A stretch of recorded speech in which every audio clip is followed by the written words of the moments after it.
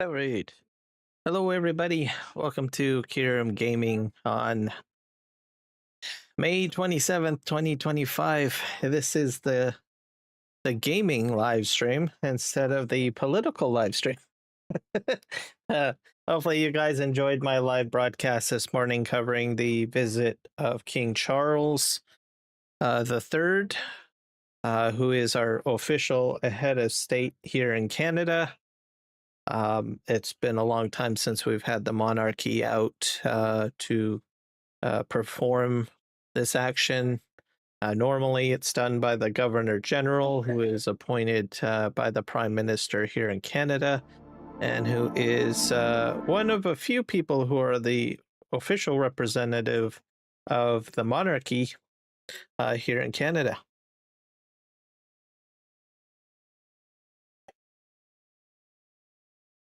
Overall, I think it was a very good visit, and I think well deserved. I think it has stirred up quite a bit of patriotism amongst Canadians, giving us a little bit more of a kickoff, or a little bit more jump in our step with regards to where we're going with our nation. I think it's quite welcomed by Canadians, considering that our parliament has been prorogued since last December. That means the brakes are put on legislation and new policy. So now that we have a certainty and a direction, we can finally move forward and try to make Canada diverse and wonderful again. So I'm looking forward to it. I would have to say in the past, I don't know, several months, it's been kind of freaky, especially when we went and got prorogued. But hey, we're back in the saddle. We're raring to go. So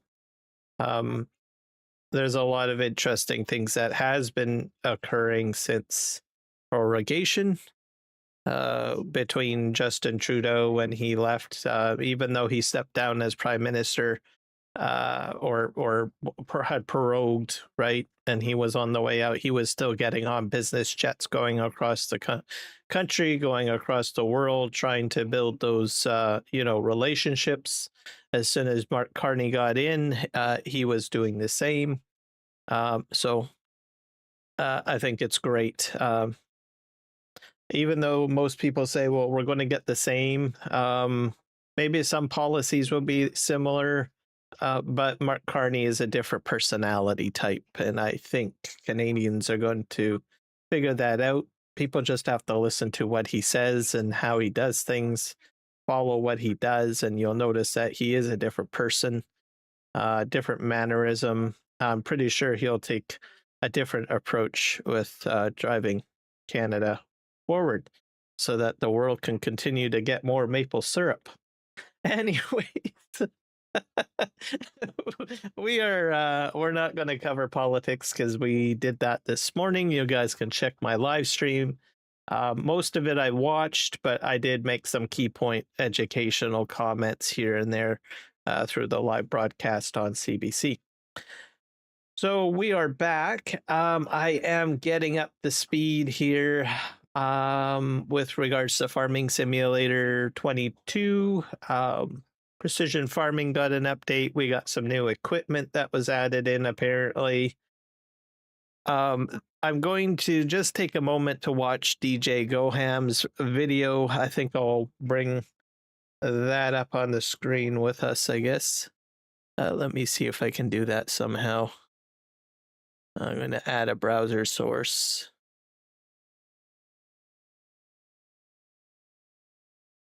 I see.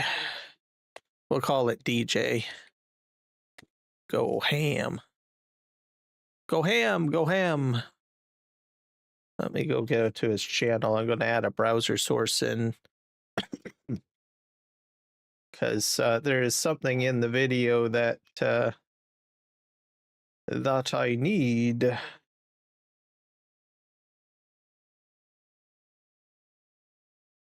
go to YouTube.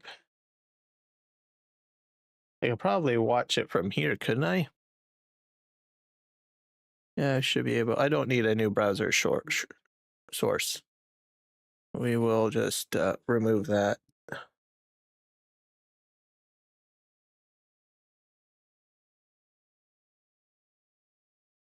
Go to youtube.com.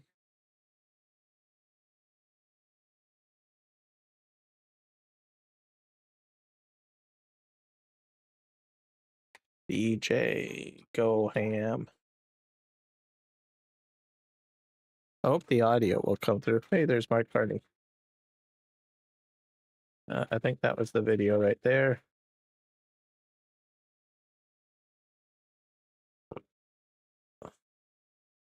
Not sure if the audio is going through though.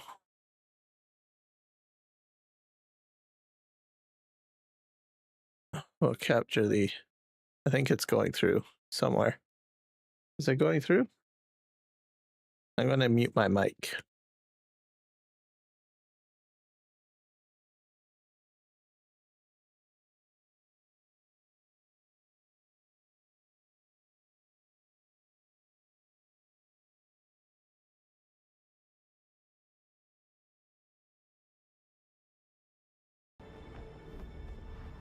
If you're using precision farming, there are two settings that you need to know about before you do anything else. Newly added after version 1.1 of precision farming, we have the precision farming settings, where we have realistic spread pattern and speed-dependent application. They say that the top one, spreaders, do apply a different amount of fertilizer or lime on the outside compared to the inside, and the second one, spreaders apply more fertilizer or lime on the ground if you drive too slowly. What they also don't tell you is if you drive too fast, it applies less. So if you're trotting along with lime at a normal pace, everything's going to be perfectly fine. However, whenever you start to speed up or slow down, well, things get a bit interesting.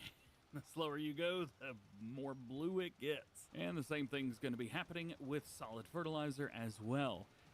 These days, automatic does not mean automatic anymore. If these settings are turned on, in order to get the perfect amount, you have to go at the working speed that the machine says you should. However, if you got a little Ricky Bobby in you and you want to go fast, or, well, go slow for that matter, if you're using precision farming, there are two settings that you need to know about before you do anything else. Newly added after version 1.1 of Let's watch from the beginning here. Precision farming settings, where we have realistic spread pattern and speed-dependent application. They say Spearhead. that the top one, spreaders, do apply spread a head. different amount of fertilizer or lime on the outside compared to the inside, and the second one, spreaders apply more fertilizer or lime on the ground if you drive too slowly. What they also don't tell you is if you drive too fast, it applies less. So if you're trotting along with lime at a normal pace, everything's going to be perfectly fine. However, whenever you start to speed up or slow down, well, things get a bit interesting. The slower you go, the more blue it gets. And the same thing's going to be happening with solid fertilizer as well. These days, automatic does not mean automatic anymore. If these settings are turned on, in order to get the perfect amount, you have to go at the working speed that the machine says you should. However, if you got a little Ricky Bobby in you and you want to go fast, or, well, go slow for that matter, well, go for it. Just turn those off, and it is going to be very similar to the way that it was back in Farming Simulator 19 and 22.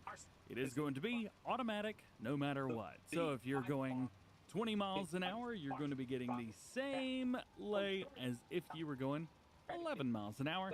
There's not going to be a bunch of craziness going on in the middle. Hello, Psycho Kid. Same thing applies to the solid fertilizer as well. You can go as fast or, hey, as slow as you want, and it's going to put down the correct amount. Taking a quick look in here, everything on this right-hand side, or the top side of the map, that is... So overall, you're probably going to want to have the settings off if you're using precision farming. Blue and then lighter blue on the outside edge, because that is where I enabled it. It comes enabled by default, so do be aware. It may reset itself in the middle. So Whenever you load into the game for the first time, just turn those off. At least that's what I'm going to be doing. Here's your nitrogen as well. You can see down here at the very bottom, this is the one that we used with the settings turned on, which is the default according to Farming Simulator, which looks rough unless you're going to perfect speed, but it still doesn't look great. Where up here, we've got everything turned off and it is nice and smooth, and then when it changes into the new soil type, everything is fine. So when you load up into precision farming for the first time after version 1.1, make sure those are two settings that you look at first. Again, mine are turned off. All right, so that's what we're going to do. We're probably going to go ahead and turn it off. The only question that I'm not sure about, this is a brilliant video, I will say. Very short and sweet to the point. One question that I have is that if you have them turned off and you stop in the middle of the field, does your lime continue decreasing if you stop in one place? Same with the fertilizer. It was a bit too quick in the video to see that. So I'm assuming that it will stop spreading if you just stop, but you never know. I'm going to have to check that out, test that out, see how that works. But overall, great video, and I'm going to follow his direction, and we're going to shut those settings off because I want to save on lime and fertilizer. I am going to go ahead and pin this video into the comments. Where's the share button? Go. So hit copy. We're going to kick the Edge browser out of here. I'm going to go in and find my chat so that I can go ahead and post it and share it and all that jazz. So a very good video. Enjoyed it. Oh, give me a sec here. Check out DJ Goham's video on precision farming changes.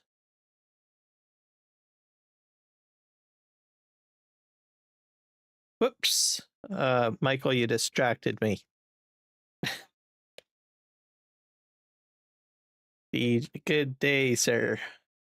Oh,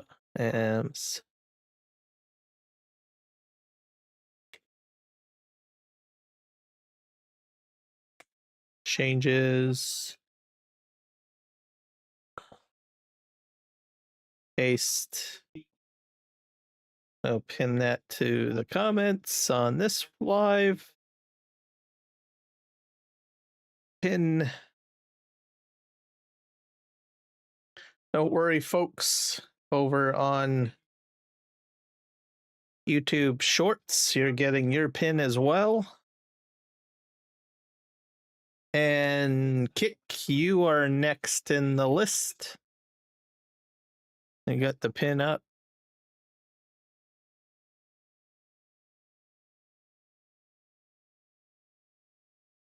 There we go. And we're going to jump over to Twitch. Give you guys a pin as well. Manually remove. There we go. Everybody is in good shape. Looks like the chat's working out just fine. Let's see here. I've been looking for Kiram for 7 billion days. Oh. Wow. Well, you finally found me. Good job. It's like a game of Where's Waldo.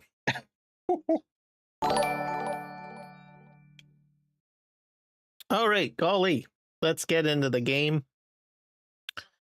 And looks like we got this already installed. Are we updated? Why does it not say update? Let's hit update and let's go.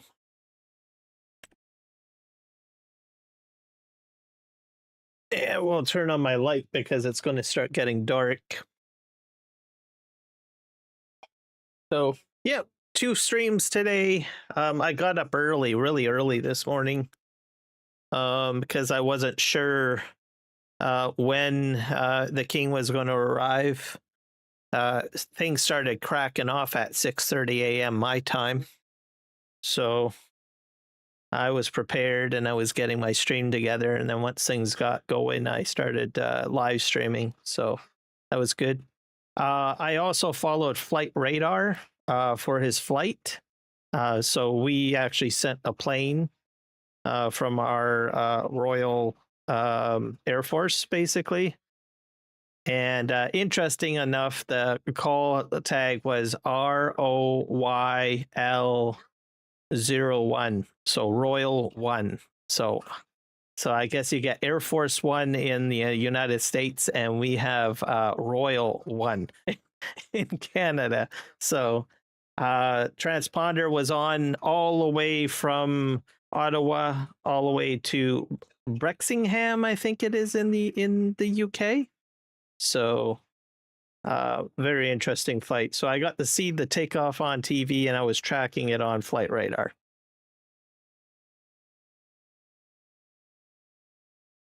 Texas hailstone was phenomenal that you shared. That was great. It's a fairly large piece of ice crystal. And we're going to hit back.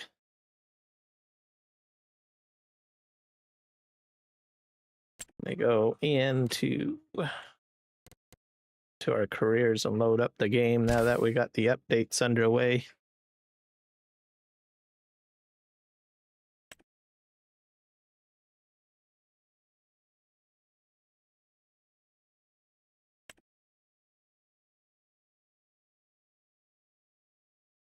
Yeah, I think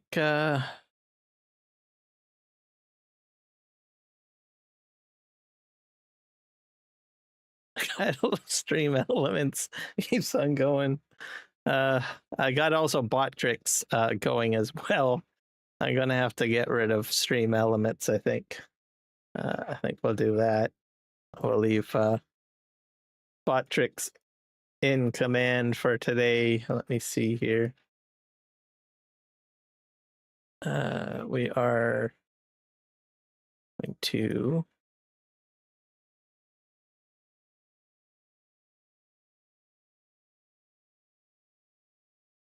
I'll do it for 24 hours, I guess. There we go.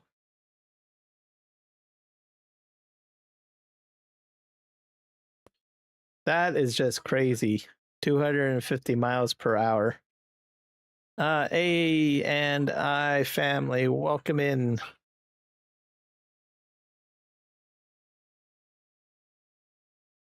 And we are going to put this stream elements on a timeout. Let's just make sure I got this going. Yes, I'm still sorting out like bots. I got sort of 2 bots going.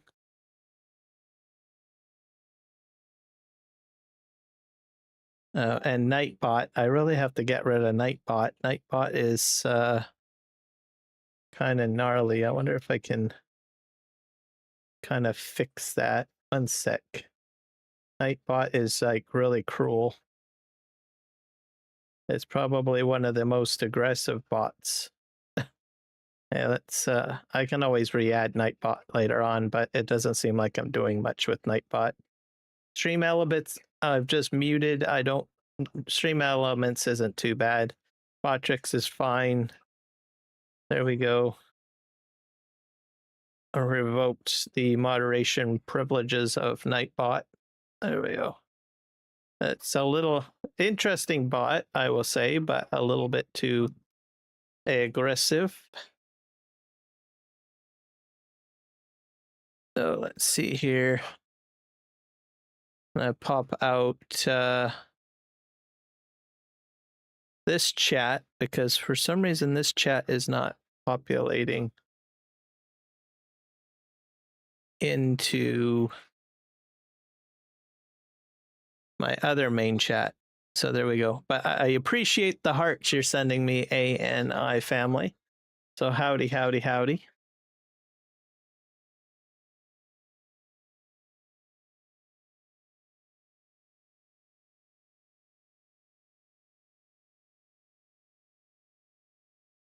There we go.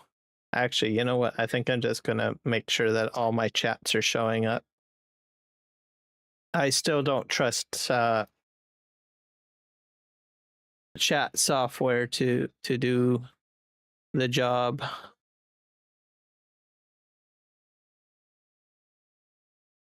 In regards to bots, it probably will work, but I don't want to miss any engagements with folks. Okay, I got kick up manually. Oh, I need Twitch up manually as well. Yeah, we'll put that up there.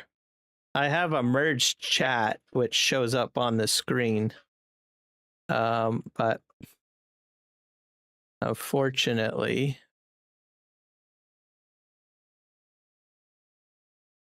and we will kick that out.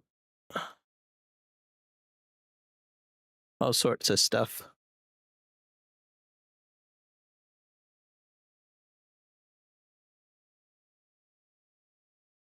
Okay, I think we are good to go. I think we're still at 55%.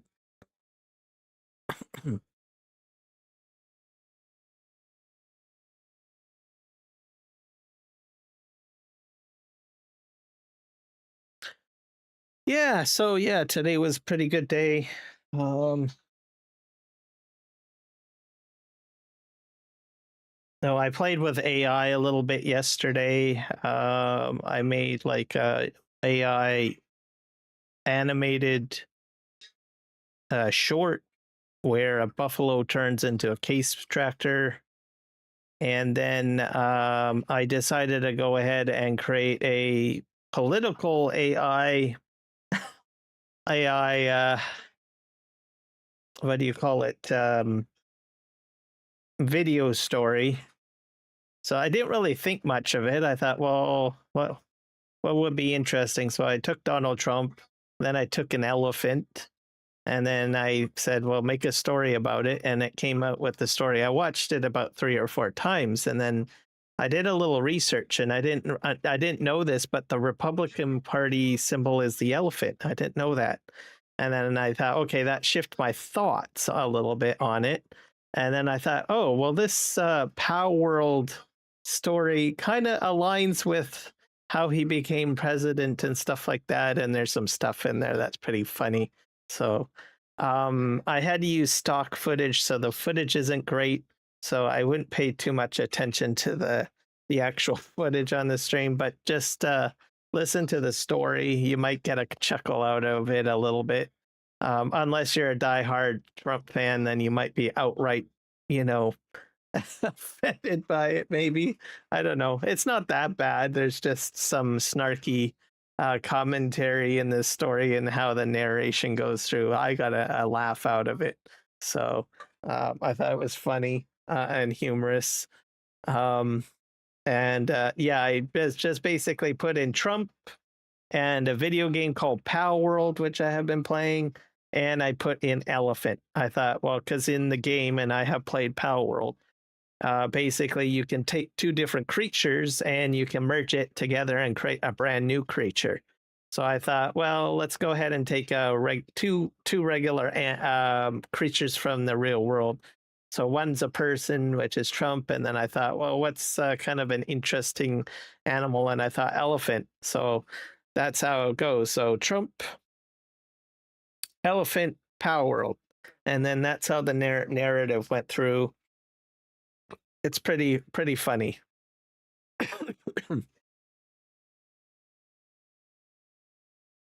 Yeah, that's true. There's a lot of people that are pretty much scared of Trump.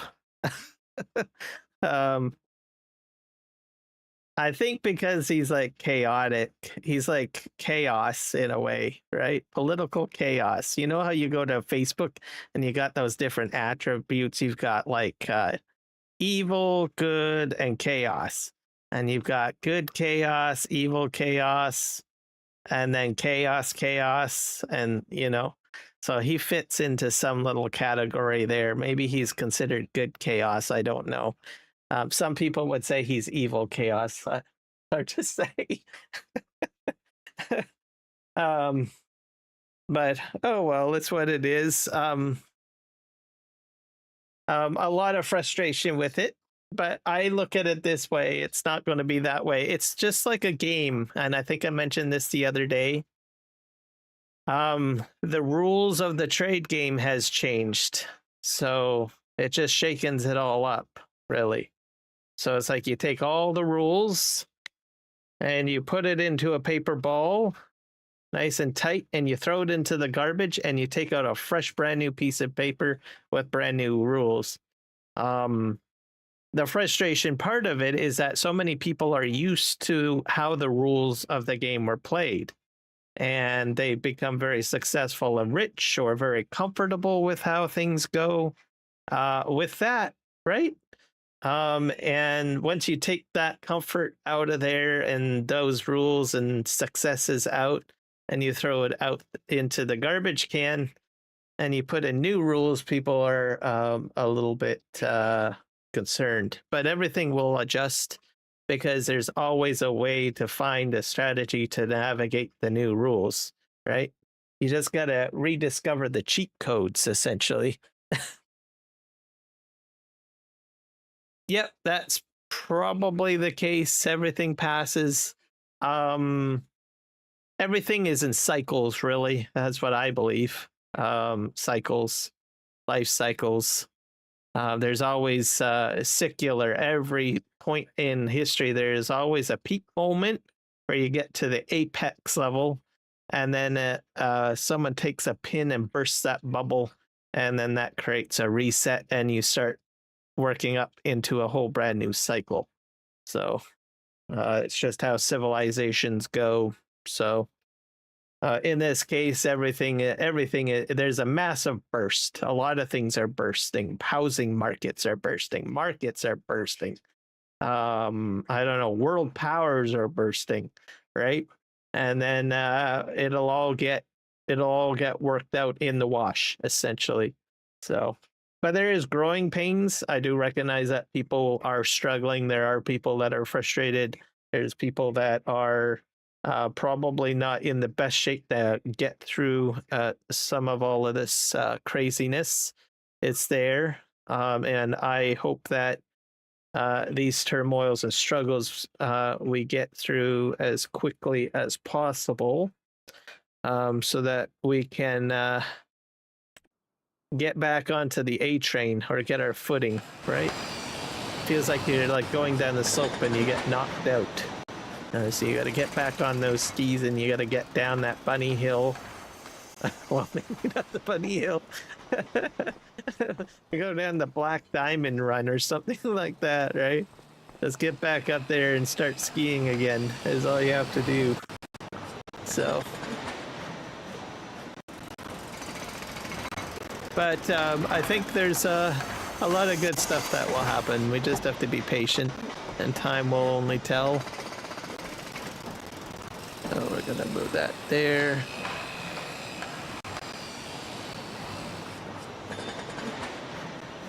I think the Canadian story is not over with, though. I will tell you on that. I think a lot of significant news, like we are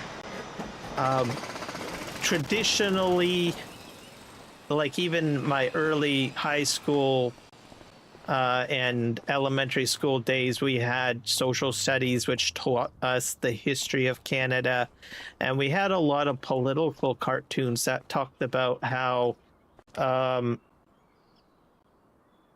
the United States was Uncle Sam.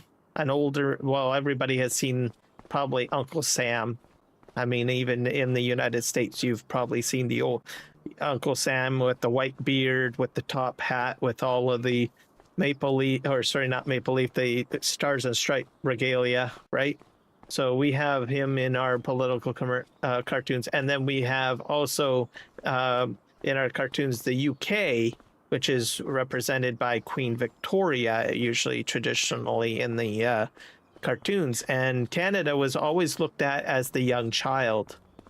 And I think, speaking as a Canadian, I think we are at a defining moment in our country's history at this time, where we are actually stepping out of teenagehood and into adulthood, meaning that we are stepping out of the shadow of Uncle Sam. We're stepping out of the shadow to a degree of, let's see here, of the UK in a way. And then we're going to project our own path, like a projection of diversity. Mind you, you know, there is some growing pains in there. Like we do have some people that don't like how things are going. We do have separation groups in Canada. Where's my forklift?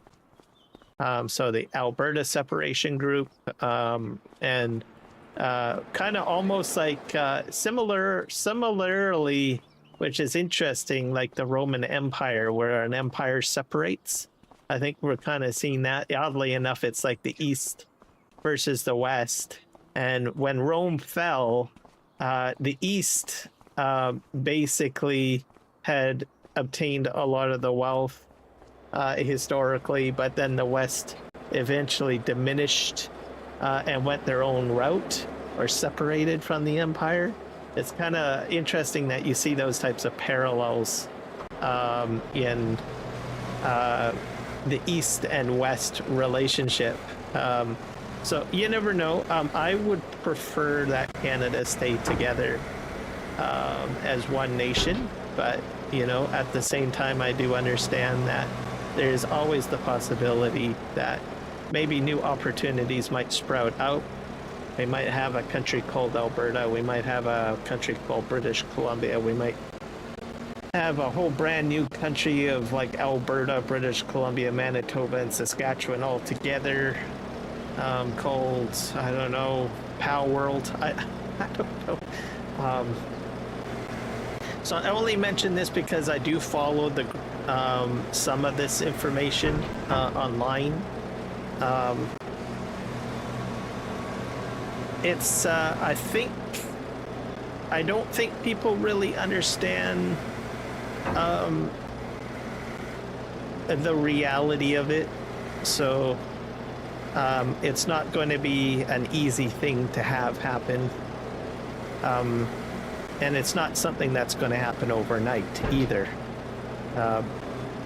Like, I think people are more, the people that run these ideas or these concepts of separation and stuff like that are more focused on, well, let's get this done with. But they don't really explain the potential realism or realistic situation.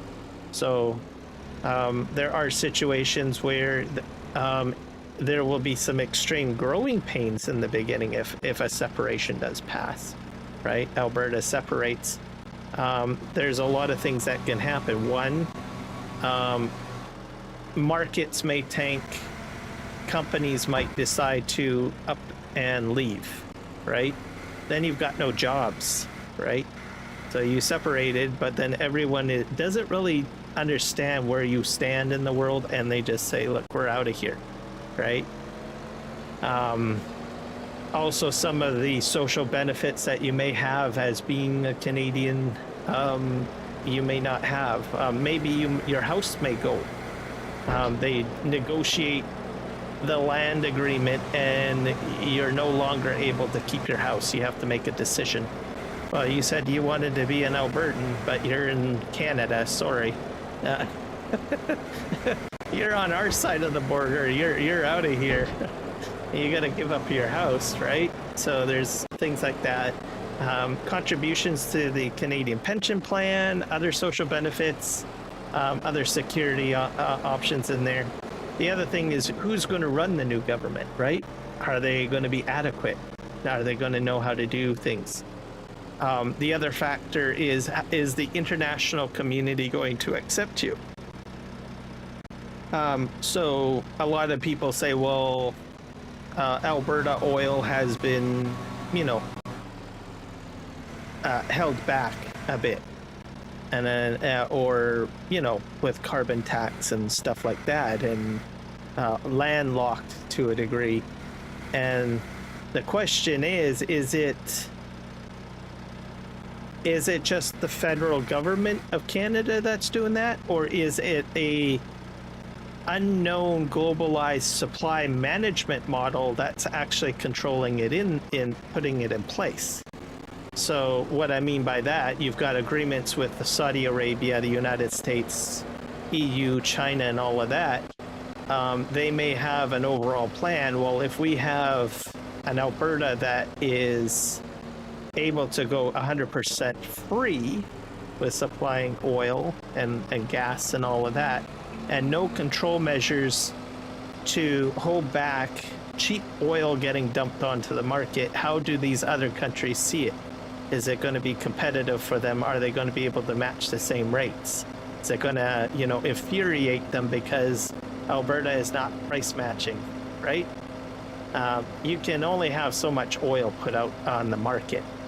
So I have a feeling that there's an unknown supply management program put in place that controls that. And if I'm right on that, Alberta, if they want to seek a higher output, right, they may be told, no, you can't do that, right? And some of them will say, well, we're just going to do it anyways. And they say, well, if you do that, the international, you're not playing ball very nicely with the whole international community. So these are just some ideas that I had in my brain about it all.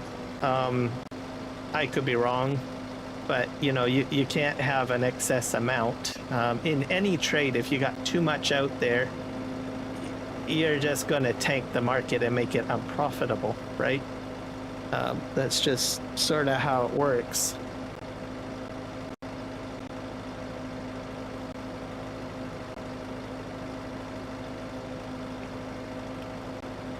So the numbers on that, basically, they need to get about 51% of the vote. So everybody gets to vote within the province to get this to kick off. I think when I first started hearing about it, they were at about, 15%.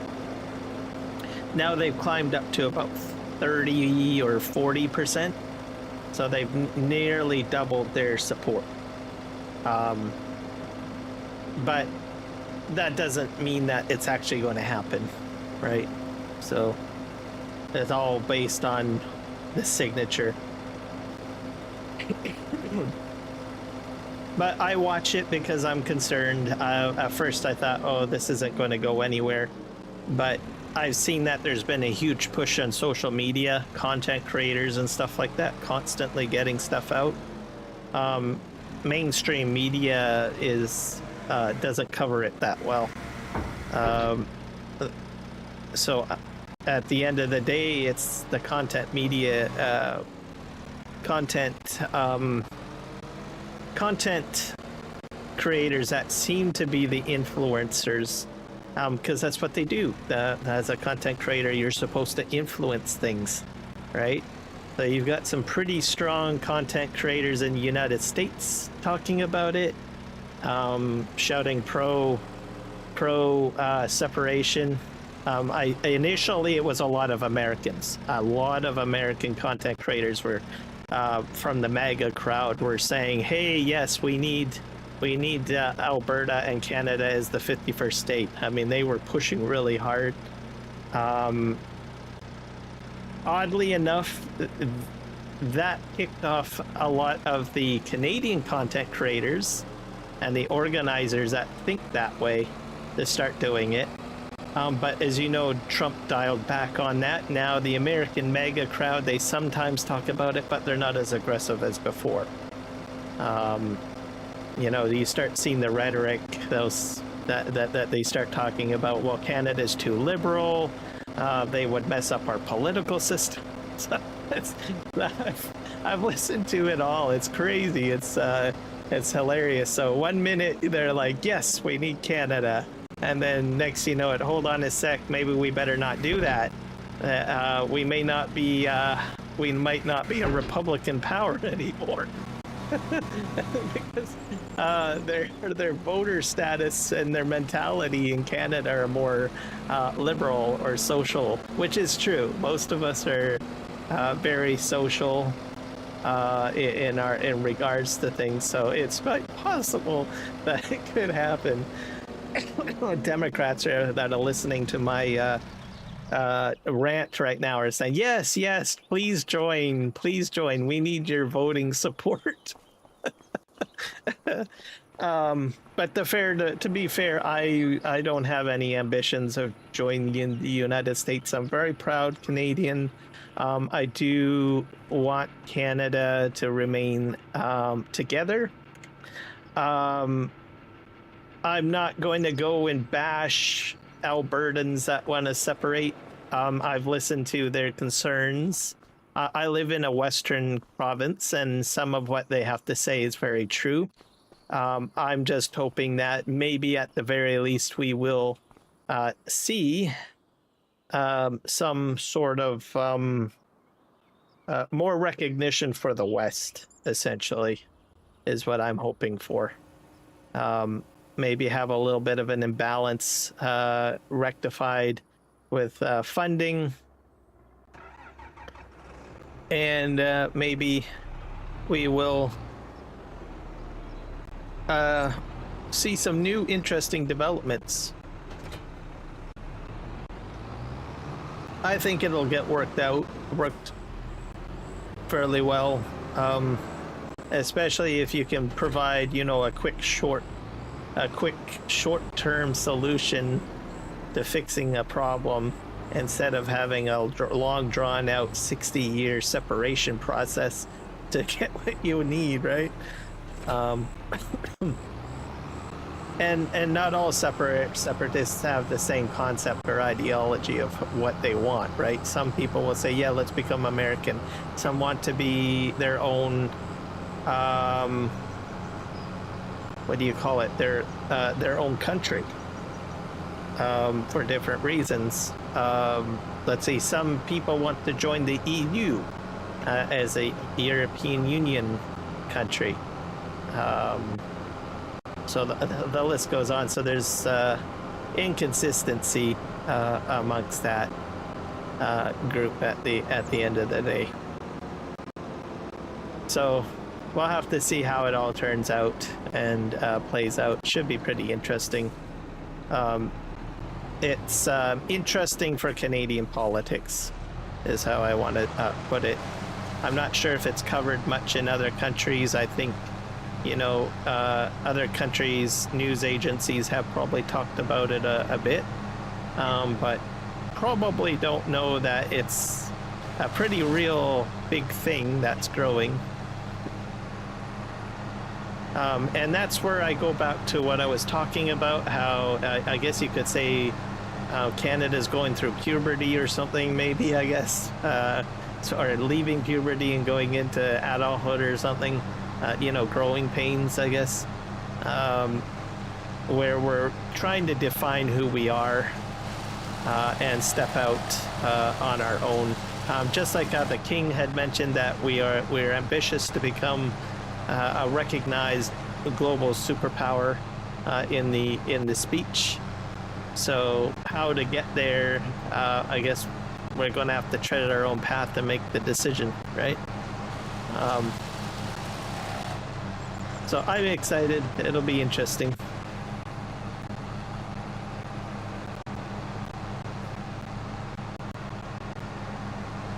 But I can tell you, like 10 years ago, politics and, Canadian ideals haven't been as this strong. Like usually Canadian politics was very, very, benign, not very heavily fused. So it's kind of interesting to finally see this. There's even content creators that actually cover the House of Commons. I mean, usually if you watched it on CPAC, traditionally it's like a snore fest. But you get the right jive of politicians in there, and then you get some content creators. They get right in there and they make it interesting to watch. So I find it kind of hilarious at times. So that's the real news too, Content creators are really the future. Or even now, it's not the future, it's now, really. With all sorts of things. They're the news people. Yeah, we're going to take care of these stumps here. I'm going to get that taken care of.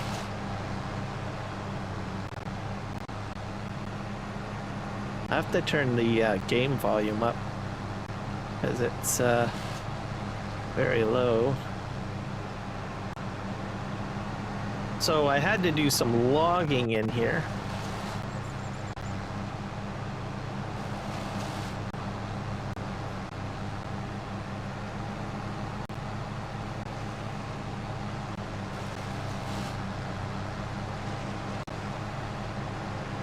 Because I've got to put a facility down to hold that aggregate. I want to give a shout out to Green Thumb Farmer. He's a modder. I think some people know who he is. I would hope. And he builds a lot of mods for the farming sim community. But he does a lot of the stuff that you have on PV maps is Green Thumb Farmer based mods, essentially. And he has a mod for storing my rock. So I can get rid of those bunkers. Those bunkers are by FS Miner. I was going to say Farm Sim Guy, but no, not Farm Sim Guy. FS Miner, sorry. And I've got a lot of aggregate to move. So we're going to put down the new facility and we're going to start filling it with material. I need to keep the material because I'm going to be backfilling this slope. It's going to be a 5-degree angle slope down here. So this is probably already at 5-degree angle. I'm probably going to cut into this mountain range too. Wait, there's some rocks over here. That's kind of interesting. I don't know how that's going to work out.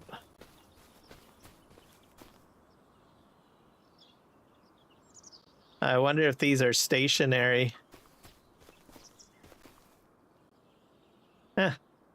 Well, we'll tackle that if we get there. Excavator, I'll probably be in here just kind of like grading out and chiseling this away if I need more backfill. These trees are all going to get removed. And I really do need to turn up the volume of the game. I turned it down because I was using the same audio channel as... Did I get the game up? Let's see here. I'm going to max it out. I think I got to bring it right up. I have different control settings for my headset versus to what the audio gets outputted on the stream, so. There we go. That's better. I can hear now. That way I'm not just hearing my own voice. So let's go ahead and do that. Let's go put his facility down. I think that's under construction. Yeah, so this is the aerial view. I'm going to be having the railroad track probably go along the mountains. I got trees over there that I cut down. It's going to go down here. This is a long, big hill. So I'm going to have to backfill a lot just to make this a 5-degree grade, which isn't a much of an angle. I don't know if I'm going to be able to do it. It's going to look very weird. So it's going to be a lot of backfilling with dump truck. I thought about bulldozing, but I think I'm going to use excavator for more precision. I like to use bulldozer for projects like flattening. But if I'm doing a slope, I think I really want to use an excavator and the dump function. So we're going to do that. I'm going to be using the surveying tool as well. So just to give you guys kind of an idea of what we'll be doing. Okay, here we go. GTF, so I got that. I can put a large mining facility down like this. This is for all of the fill types, but for my purpose, I'm only playing with one fill type. So we're just going to put this in like this.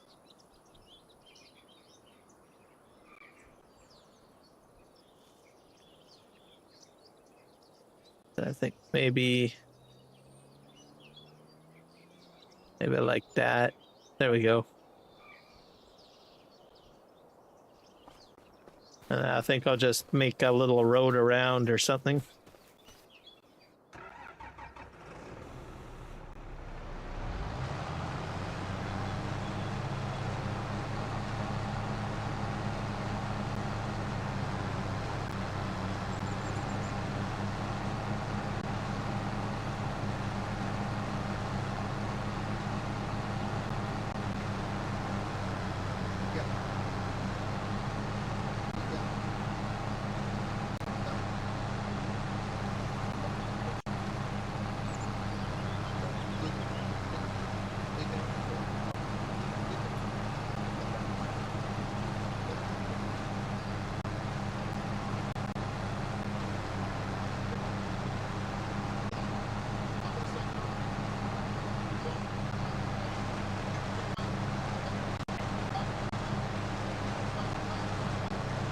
There you go.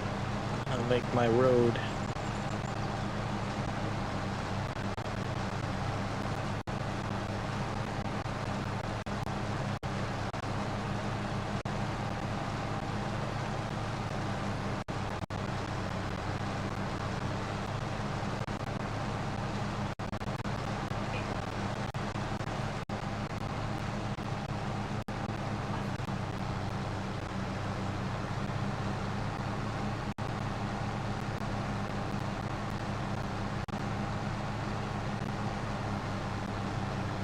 So my rock truck is fairly large too, so I'm gonna make sure that I make it sort of wide.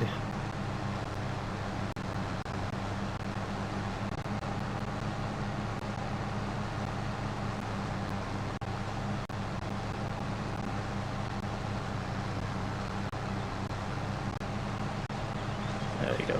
And I'm just going to sort of just take this and widen it.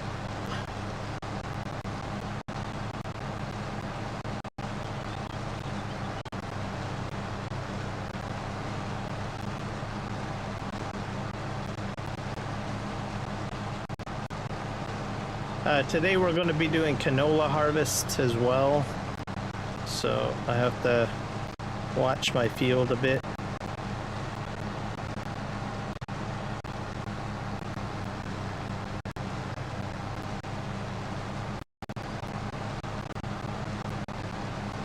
I'm gonna just sort of spin around here.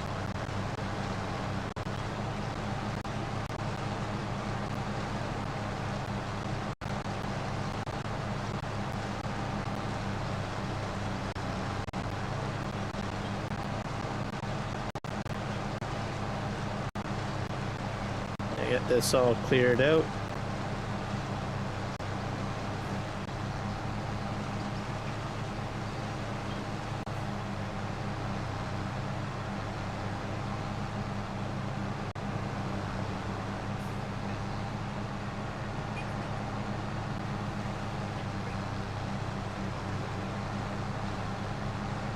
There we go.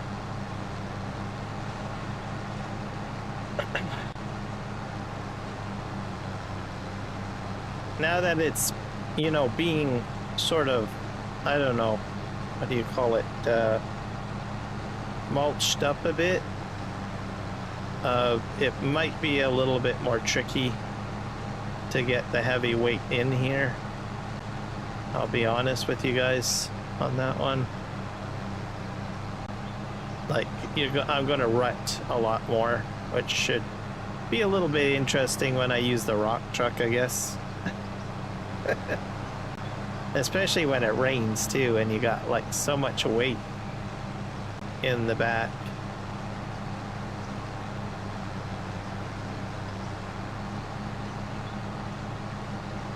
gonna make this double wide here. I'm pretty sure I can go on that one little road, but I might use a bit of a B train transport truck too. So with a longer trailer, I need to sort of have a wider turn.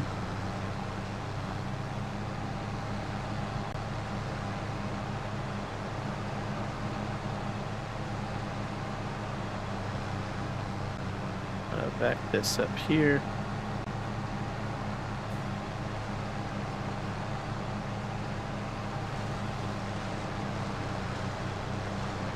And I'm not going to do the whole area because I have a feeling whatever this transforms into, it doesn't really matter. I don't really need to make it all that special.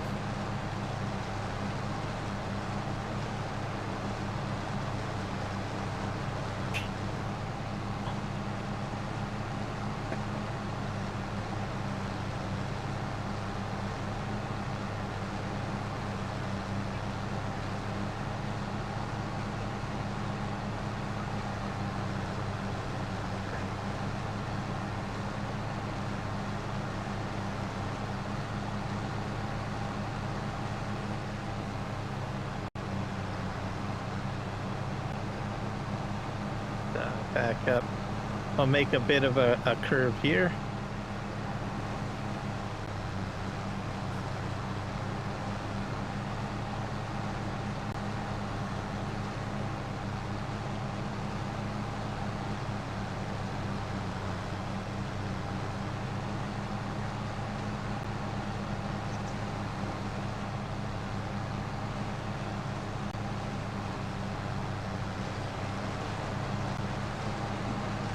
I think that looks good. So should be interesting. That didn't take very long, did it? Oh, we're just gonna leave this guy right here.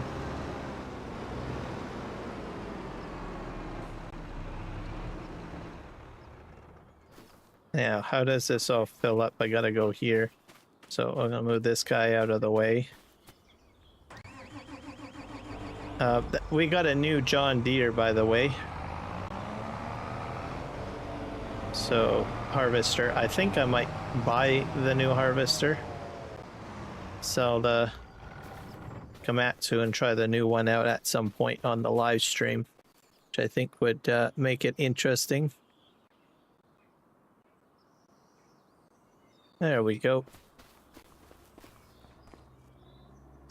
All right. Let's pop in here, put some lights on. Oh, I forget. I have this odd thing with my steering column where I need the G hub up.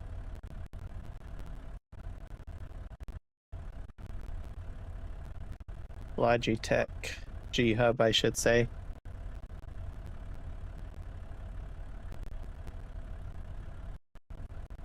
Don't know why it's that way. It's just a little bit sensitive. Not everybody has to have it up.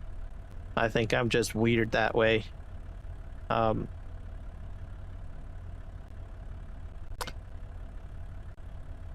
have a few theories. One, I've got like a I have a USB card that I put in the back. Maybe that might have something to do with it because it's going through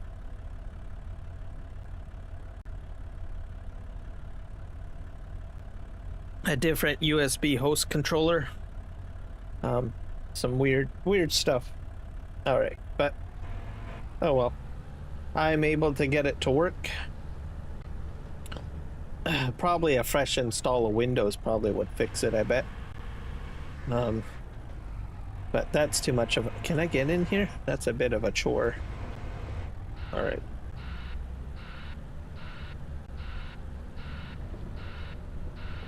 Let's see if I can unload here. Or do I have to load this into a truck?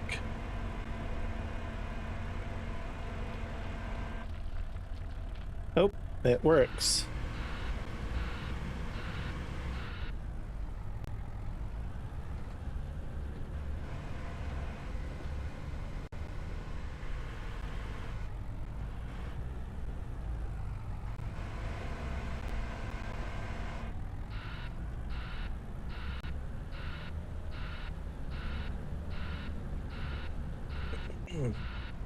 So yeah, this little mod's by Green Thumb Farmer.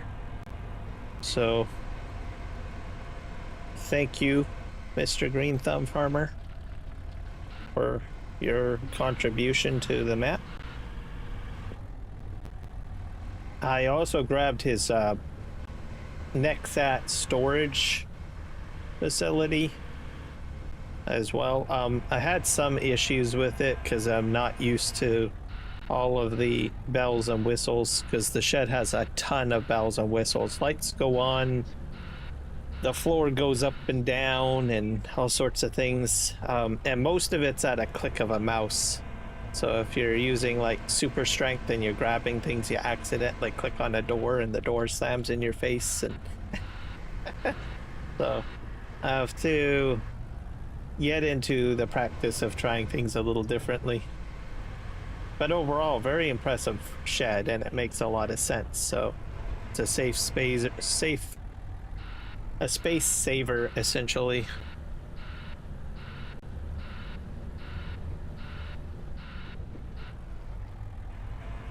And we're going to be doing lime on the field too.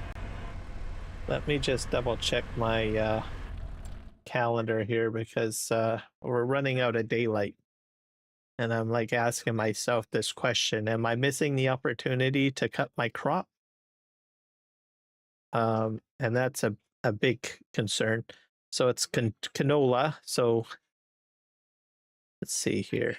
Canola is in August. So yeah, we'll be fine. I can keep on going. My barley's already harvested.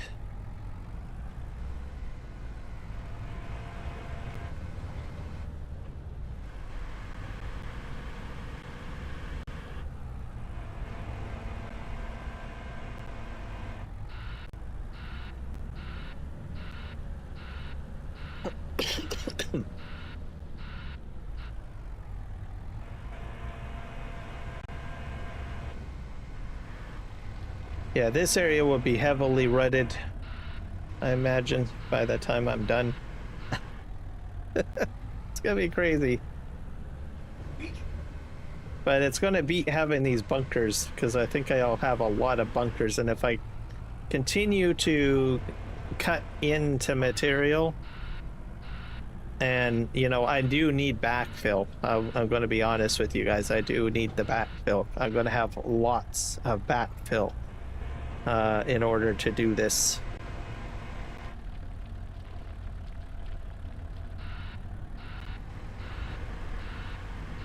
So rock trucks will be going. It's be interesting if I had like a whole crew helping me. Could you imagine if I had like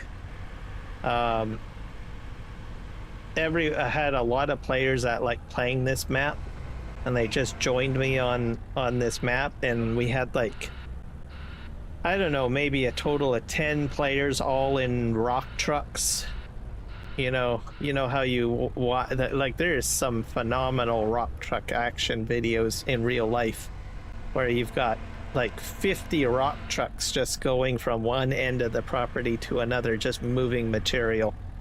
And just imagine enacting that in Farming Simulator 25. You get like about maybe 10 or so players on the map joining me doing the rock truck thing. So that would be kind of cool. So this whole area, basically a full lineup of trucks of players in a loop, filling up from this station, and then pulling out, and then going to the dump site, reversing, using Terraform to dump the material to expand the slope. I mean, that would be just an amazing video right there.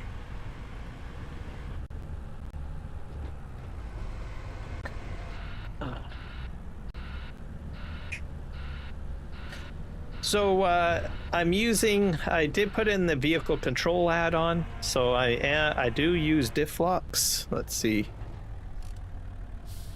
Yeah, I can use diff locks. Actually, I got diff locks on now. If you need a parking brake, I'm going to tell you right now, because FS25 does not come with a parking brake. Why that is, I don't know. It's just not in there. I can't find it. If someone else finds it, well, cool. Let me know. From what I tell, there is no parking brake. Why is parking brake important? For one, especially for me, if I go on a boat, because there is boats in here, I don't want my trucks coming off the edge of the boat as I'm going down the river. So I have controllable boats on here. So that's option number one. So applying the parking brake is a great feature for that. Number two, more importantly, I like to use an excavator a lot in cab. I don't want to have my tracks kick in. So if I apply the parking brake, my tracks remain stationary, but my cab can rotate 360 left or right while I'm doing like loading actions. I usually use an excavator in a stationary fashion. I don't use it very much where I'm moving. It's impractical to use it for moving because you use up so much diesel.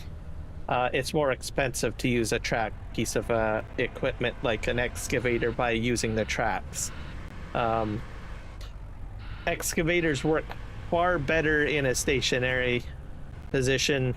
The tracks are only there to get you to move in small distances. They're not intended for you to go all throughout the whole forest to dig stuff up. I mean, you can do it. I'm just saying it's very expensive on fuel. I figured that out in Farming Simulator 22 because I was using an excavator harvester, tree harvester, and by golly, I went through the fuel quite a bit, and I said, oh, this is not practical. This is very expensive, so I am just going to put this bad boy on a stationary task.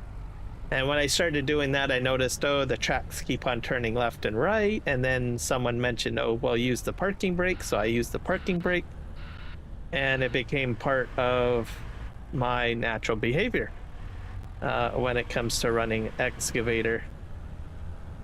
When I came to 25, I was like, dude, where's the parking brake? And nobody had an answer for me. So I was like, are you serious? There's no parking brake? I've operated an excavator. I do use parking brakes in an excavator. So it's very important. It's a number one safety rule to have a parking brake. So Farming Simulator 25 does not have a parking brake in the excavators. So I was like, wow, that's puzzling. So much for safety, right? Granted, in today's society, in cars and vehicles, maybe parking brakes aren't used as much. But every safety manual and driver test that I've ever taken has always stipulated you should always be using the parking brake. So... but I do know that there's a lot of people that just don't use it. They just, turn off the ignition and there you go, and put it in park, right? The gear shift in park. But there is a manual handbrake. So, anyways, that's my rant. So, Farming Simulator, I went on a tangent there. Now, to get back on focus, I downloaded the vehicle control add-on. There you can program a parking brake. By default, it's set to enter, which we all know turns the engine on and off. You can leave it at that, but for my intents and purposes, I decided to switch that parking brake to a different button on my side panel, the SciTech side panel, to make life a little easier for me. Because if I kill the power on the excavator, like hit the engine, then I can't move my cab. So I was like, well, that doesn't make any sense, so I'm going to program it for another button. So that's what I did. So now my SciTech panel has, for the first time, diff locks. Never used diff locks in FS25, but with the land deformation, I thought, well, this is the opportunity to do that. And then I went ahead and programmed in the parking handbrake. So safety brake, I should probably call it. So there you go. So if you need it, it is there.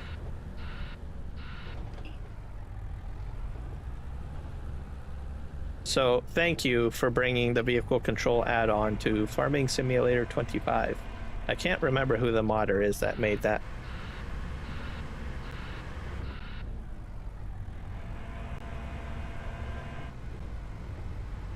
The beauty about tangents and just getting into conversations like this is that time flies by when you're doing like tasks like this. Okay, we're gonna reverse.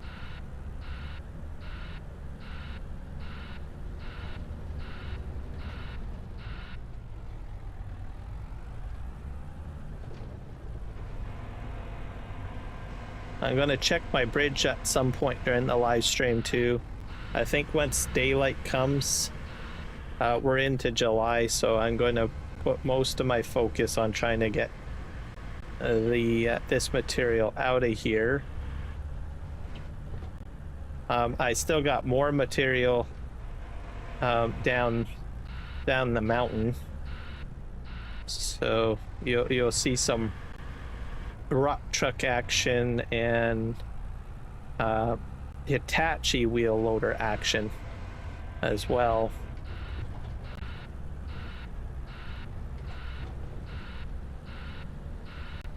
Diff lock usage in the rock truck, I didn't really notice much of a difference, but using diff locks on this wheel loader seems to work quite a bit. So I think it's very helpful with the wheel loader. So I think I'm going to go on this side.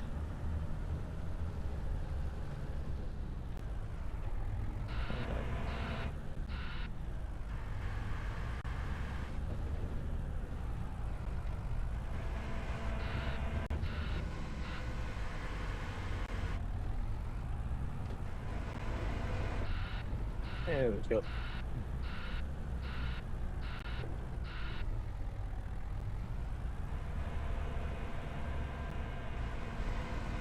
Dump in here, but I think this roadway will get heavily rutted. Land deformation, I just love it. I think it looks amazing.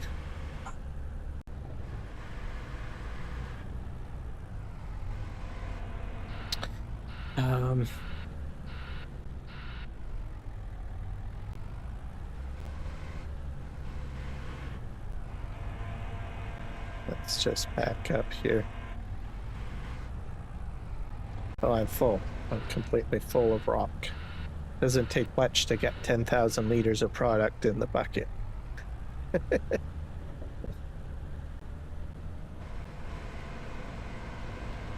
I'm going to lime my fields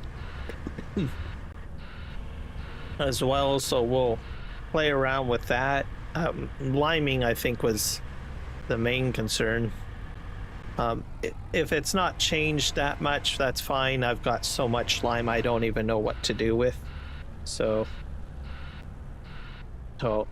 which is fine. I've got like probably 100,000 liters of lime, I believe, or close to it, at the farm, because I took these rocks, some of these rocks, and turned it into lime. And I was initially going to like turn it all into lime, and then I thought, well, my application rate isn't going to be that much. I think 100,000 liters of lime is going to last me quite some time.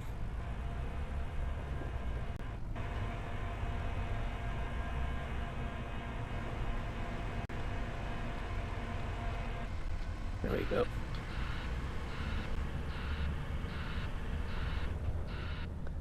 So, yesterday I live streamed on Kick and Twitch exclusively, so I didn't do a YouTube live stream. I'm trying to remember why. I think I was pressed for time or something like that, and I got into testing my bots. I still got more bot work to do. That's the chat bots. And I thought, well, I'll go live to test these commands. So that's, but I didn't want to go live on YouTube. I thought, well, if I go on Kick or Twitch, all will be good. Nobody will find me over here. And the one day that I go live on Kick and Twitch, things go a little different. Well, Michael showed up and started saying hello, and then the conversation started. And then next, you know what, I got I met a cool Twitch live streamer who's got more experience on Twitch than I do, but he's new to Farming Simulator, and out of the blue, he raided my channel. So we had some conversations. He gave me some advice about my channel a bit, so which I appreciate.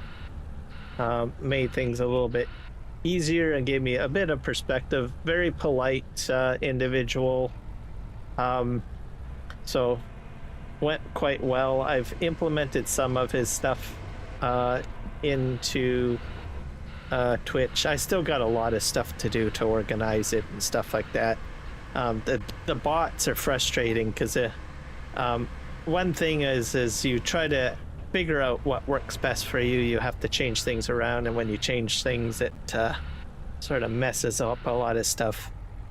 Ideally, I'm trying to find the best bot that will facilitate what needs to be done. I'm going to test some commands out here. So we'll just see. I'm going to actually put it in all chats, because I programmed bot tricks with it.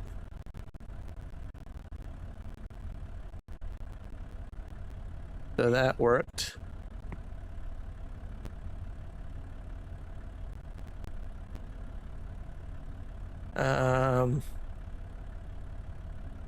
I'll try this one.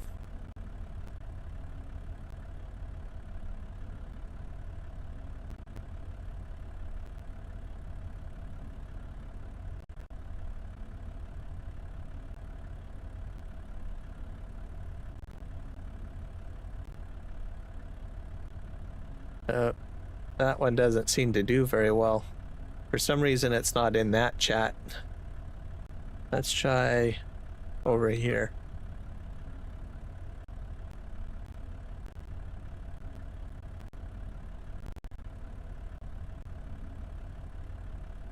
Yeah, it doesn't seem to be behaving itself in YouTube for some reason. I guess I'll have to figure out why.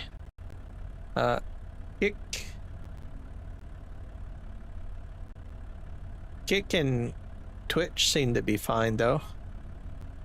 So doesn't seem to play very well in YouTube Studio for some reason. I'll have to figure that out. Oh, well, actually, wait, Botrix did say something. Hanging out on Kick. So some of the Botrix stuff is going through, but not all of the commands. I'll have to figure it out or look it up.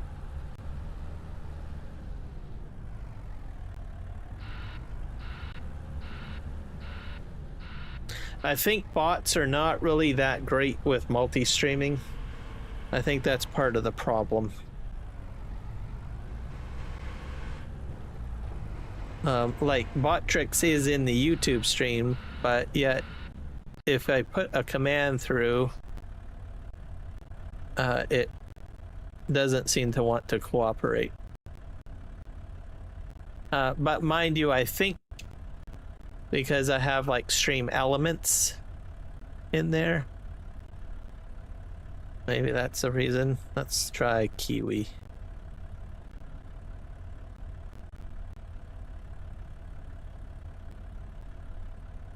Did I do that right?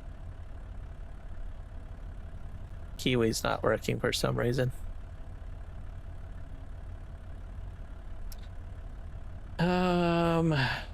Gee.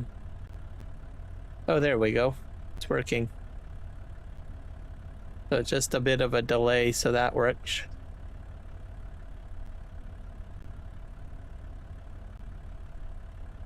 So that worked. What about over here? And the chat is filling in too, so.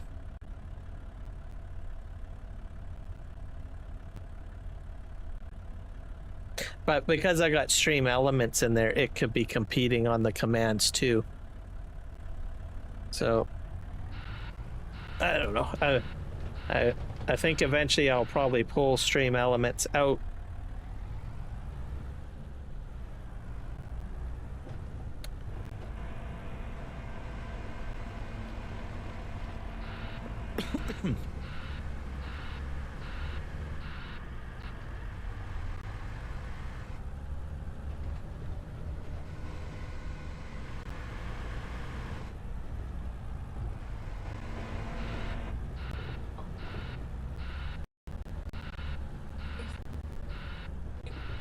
Let me try Twitch. Yeah, Twitch and Kick seem to be a little bit friendlier. YouTube, it struggles.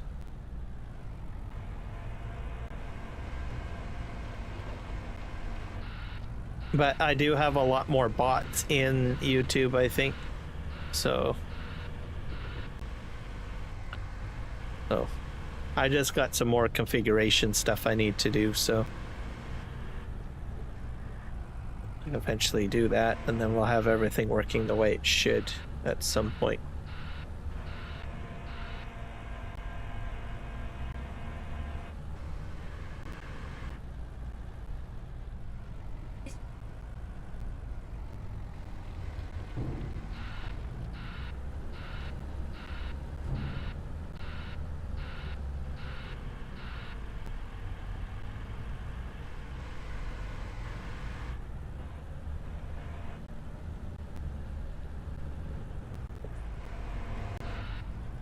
So it shouldn't take me too long to get these cleared out. Then I'll delete the bunkers.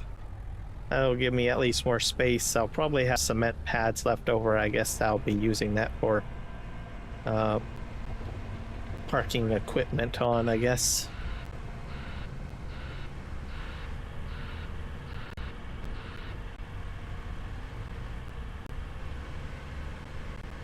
Yep, so overall, really excited. I want to thank everybody that has subscribed to the channel. The support has been just crazy this past month. So I appreciate every one of you. I've met a lot of cool new people. And it's been great fun. People seem to be overly energized with content on YouTube, I guess. So, which is a good thing. And I'm trying to creep up to at least 700 subscribers.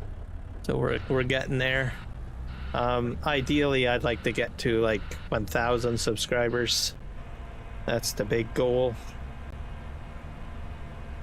So good momentum, good people, great help. There's a very strong sense of community, I think, amongst everybody, which I like. So coming back when I did, it seems like, wow, you know, you got some really amazing people. With that energy too, you know, it's good and motivating, because then it makes me more interested in investing into my channel more, trying new things. I get excited about trying different things. So I did take a bit of a break due to an injury. But then, you know, during that time, I'm watching YouTube videos, I'm resting and healing, and I've got ideas coming through my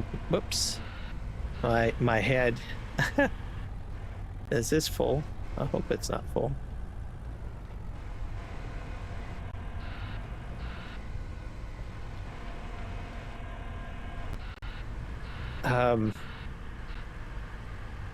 Get motivated to get into developing like new routines of how you go about doing things, right?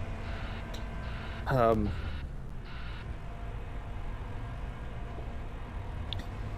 that's something that I actually do. I have changed a few things on how I, you know, organize my content and stuff like that whenever I live stream. I still got a lot more organization to do, and I got more stuff to do, but at the same time, I want to have fun and play too, right? I want to play the game. I don't want to spend my whole time trying to make the perfect thumbnail or something like that, right? I was like, come on now, I just want to play some farm sim. I want to have some fun. I've got interesting things to do, right?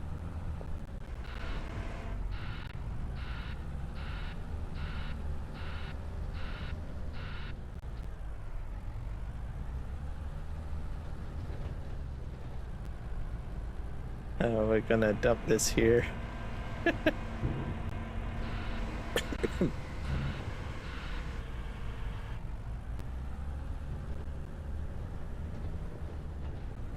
The other thing too is I'm proud to see that there are new content creators getting into the game.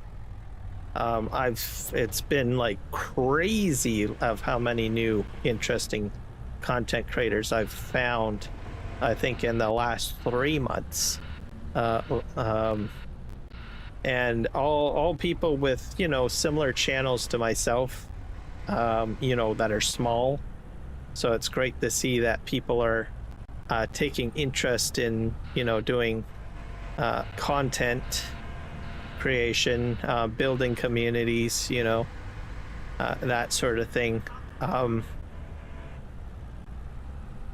I think for me, I like to work with peers. I mean, I do know big content creators, right, that have, you know, larger channels and stuff like that. And as much as I would like to be at that level, right, I think working with and seeing other content creators that are at my level doing different things to grow and stuff like that is inspiring on its own as well.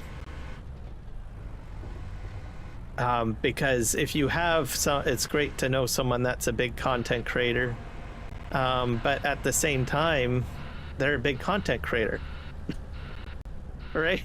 So how they manage their channel is going to be a little bit different than how you're going to have to strategize to get your channel up, right? So that's just how it is. And how they became a success may not necessarily be the ideal path of how you want to get your own, you know, growth success, I guess. So having other peers do their thing their way and drawing upon inspiration how you can use your own style to be a success, right?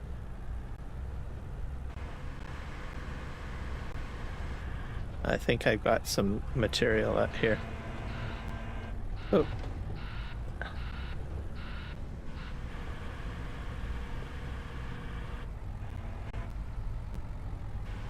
Hello, Eric. Welcome in.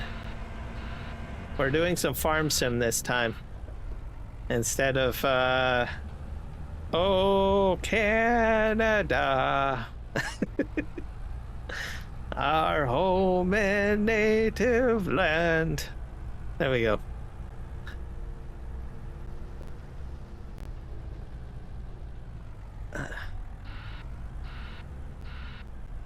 I was up early for that too this morning.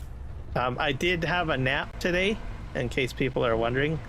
I think I was up really early. I was up at like 5 a.m. or probably something like that, because I honestly didn't know when that was going to start. So, and then once it was over with, I went to sleep. I fell asleep. Actually, no, I did make it to my bed. I slept for 5 hours, essentially. So, after live streaming the King, it was something very big. I miss so much political stuff sometimes in the morning because it all happens in the Eastern time zone. So there was a lot of big things that happened in the morning and I missed a lot of it. But this one I was like, nope, I'm going to get it. So I was like, I get up and then finished that up, went to sleep, and then I woke up again. And then I was like, well, let's see, how do I feel, right? And I thought, can I do another live stream? And it says, yeah, there's some stuff I want to get done in Farm Sim. So here I am. Oh, please don't make a career of singing? Not even the national anthem? Darn. Okay, duly noted. I'll leave it to the professionals.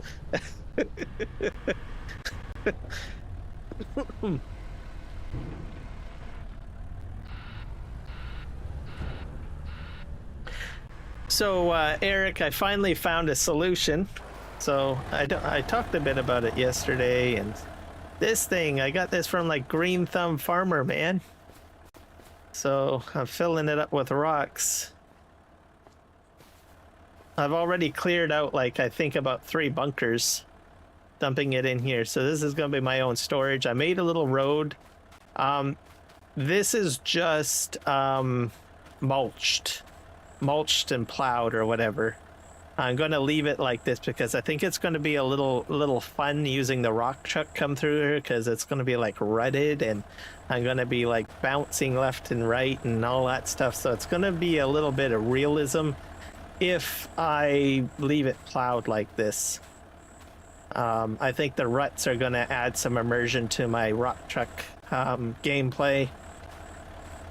Instead of just coming in and painting over it, if I did that, it would be probably more solid. So I'm looking forward to that. So I'm on to my last bunker here that I have to empty out.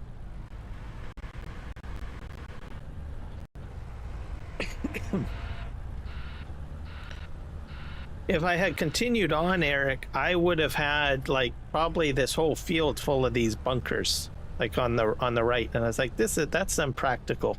I gotta find a better way. So I got this mod, so I'm gonna use it.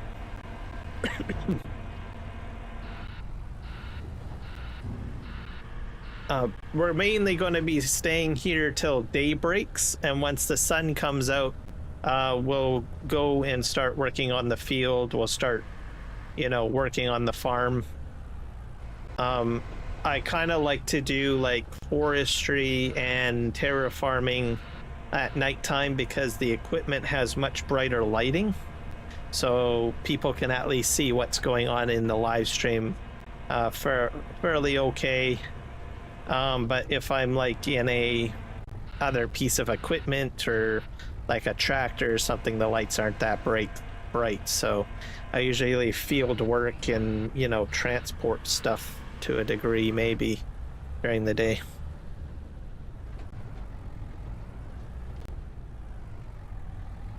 Oh, can you tell me, did something go wrong? Because I have pallets, so did something break? I'm getting nervous now. You said 2 things. I'm cleaning up, cleaning pallets. Update. And I was like, oh dear. My mind's like, oh dear. Is something broken that I don't know about? I have a lot of pallets on this map, so some of them are put away, some of them are just sitting out. So No, the update fixed my issues. Oh, it fixed your issues. Oh, I did not know you had a problem.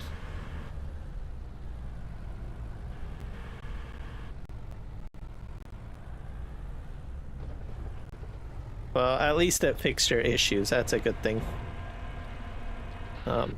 There is only one issue with pallets. I had some pallets get corrupted. So it's basically, I had some chipboard, and eventually they got glitched out or something, and it was just basically the wooden pallet, and there was like 0 on the quantity. And I had quite a few pallets like that, and I ended up like, well, I'm gonna have to spawn in some pallets and sell them manually. I have a few of them on my farm, so I guess I can probably check to see if they're fixed now. Maybe they're fixed too. But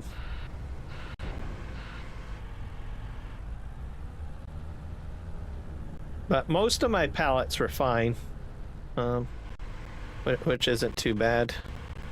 But I had just chipboard. For some reason, chipboard was a problem. Palleted chipboard.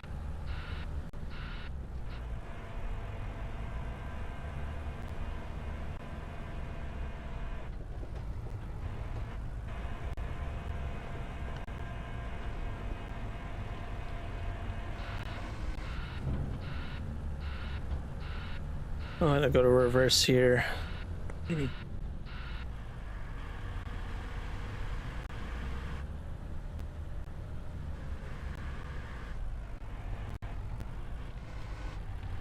see if we can get in here and the rest of that scooped in. There we go. Only a few more scoops and we'll be good to go.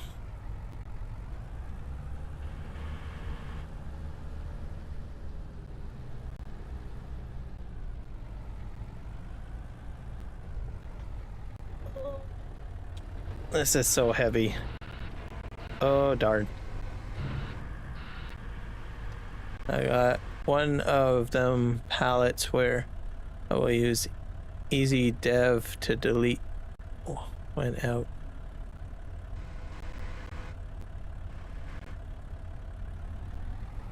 Ah, so you got early access. Excellent. I'm gonna wait till the full version hits though. I think I'm not overly desperate for easy dev tools. I can sort of get away with power tools. But when it hits, I'll be excited. I'll be getting rid of power tools.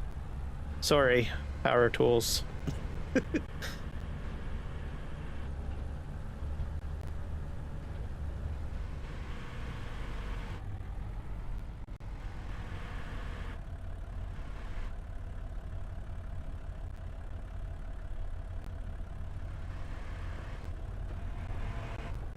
I wonder if it's the same thing. I wonder though. Like I said, I have a number of pallets I have to delete. I just threw them into a storage, so I made it like a garbage storage. But maybe it's the same issue. You never like power tools? Oh. Yeah, I don't like it. I prefer easy dev because I have everything in front of me and I can see it all. But I needed some of the aspects of what power tools had, so I just grunted it out. I think a lot of content creators just grunted it out, with the exception of some people just jumping into console commands.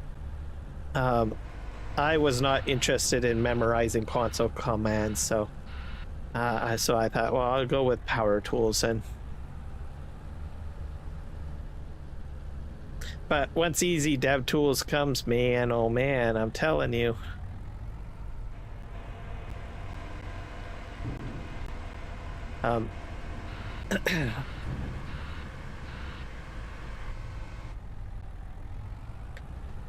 Well, I use it for other things like spawning in pallets, filling trailers, going into flight mode, that sort of thing.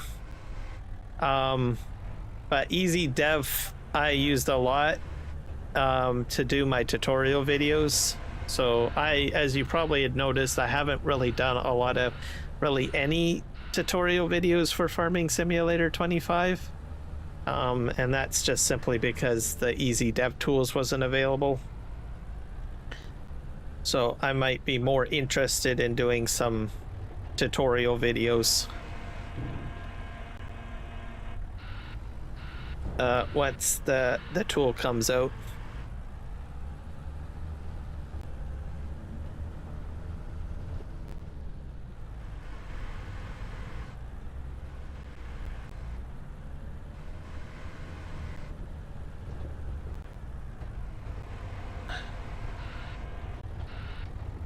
But I always find a shining light in the whole scheme of things. So even though I haven't been doing any tutorial videos, I put most of that energy into doing the YouTube shorts, just to play around with it, figure it out, try it out. And that sort of has come to be part of my routine. So I always say, well, if I have to subtract something, then I'm going to add something, right? Take the time to learn something.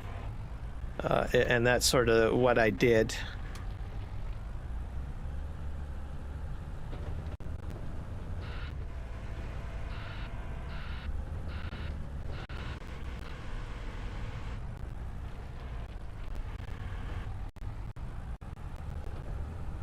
Okay, let's see if I can get that in there.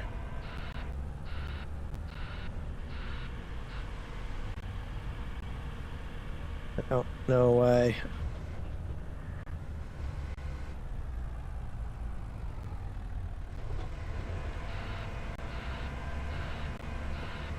I got some in the corner, but I'm gonna just dump this out.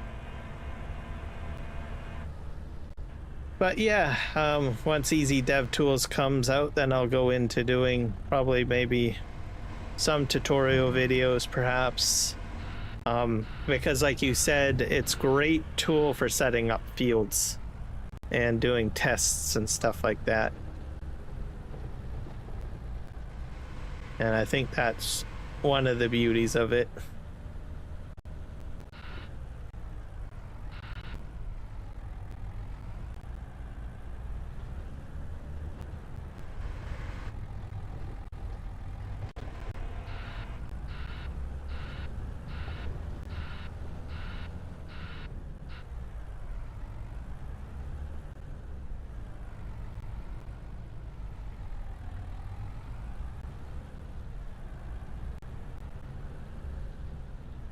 Oh, so you gotta... So you've got your own list of things to learn by the sounds of it. There. Parking brake is off. We'll just go over here. I did not know you needed to know about height. I've seen the Giants editor a bit, but that's about it. I never really played with it. I installed it and I thought, well, is this like something that I can just throw something together? And I was like, no, there's a bit of a learning curve to it. So I was like, well, one thing at a time.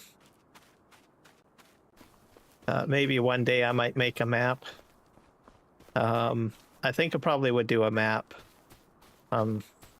Some people have told me, said like family members have said, well, you should try making a mod, and I thought, I don't know about that. That seems to be like way too out of my scope.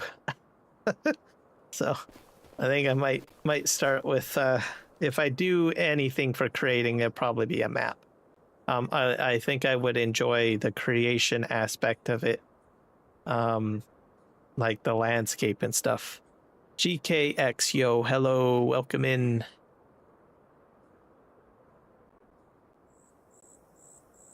Oh, learn the process of it. Yeah, that makes sense.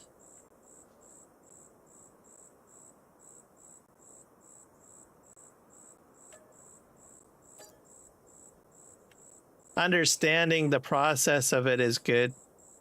That way you can, I mean, from my perspective as a content creator, if I understand the process, I can educate people, or give a perspective. There's a lot of things that I've tried that it's just to test out and lightly experience, so I might not like go into super in depth, but essentially experience just enough to say that I can talk slightly on the subject to give perspective to my viewers. I have done that a few times in my lifetime.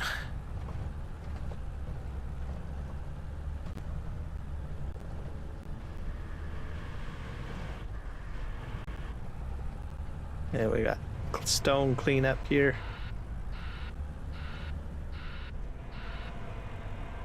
Yeah, Giant's editor looks pretty gnarly. That's all I have to say on the matter.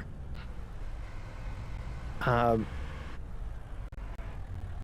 pretty much installed it, opened it up, and then I was like, I don't think I can even to take the chance to glimpse in it. I don't think I'm going to go very far. So I thought, nope, I've got other things that I need to focus on at this time. So I'm still like perfecting live streaming and doing things. I have a lot of stuff that I do. I spend a lot of time researching live streaming. I mean, a lot of research. Testing out different studio tools and stuff. There's a lot of stuff that I do on my computer that I don't really share. Like I'll try different studio softwares, different plugins, different streaming tech, that sort of thing, which eats up quite a bit of my time. Video editing, new tools and updates for video editing, all sorts of things. So then you try to add something else on, it gets a little weird.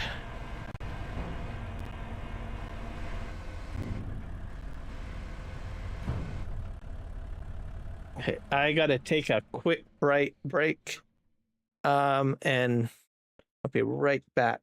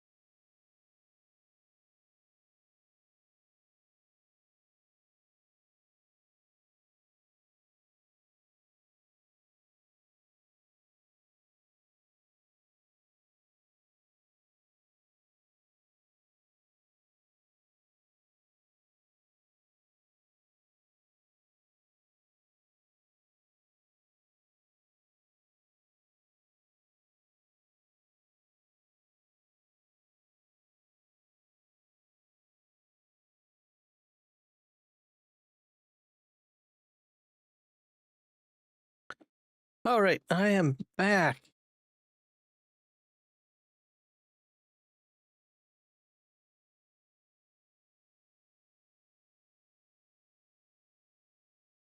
Oh, learning Houdini.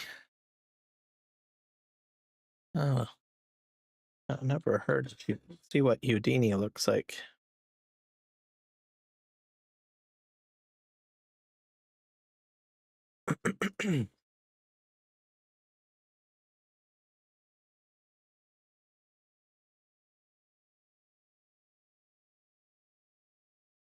See, Houdini can refer a few different things. There's a 3D animated software, Side FX.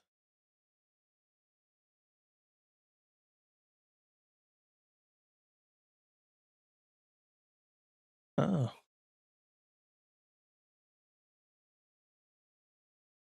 Bringing up images here.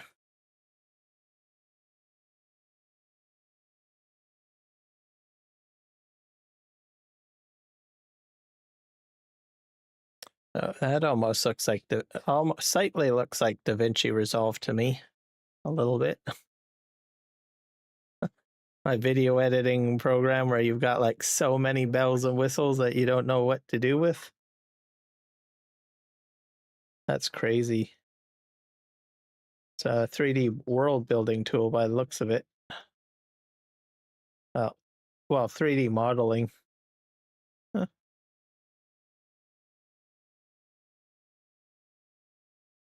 I'll have to put a note on that and research it. Watch some YouTube videos probably on it. But I usually do. Tagging. Da da da da da da da da. Da da da da da da da da. Da da da da da da. Okay, bring up my text document. I'll make a note. Where did I put it? Why is it not loading? Probably buried somewhere. Oh, there it is.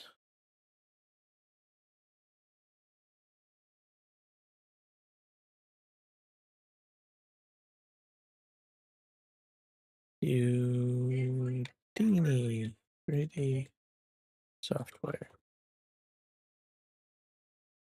Yeah, maybe one day. I'll look at that.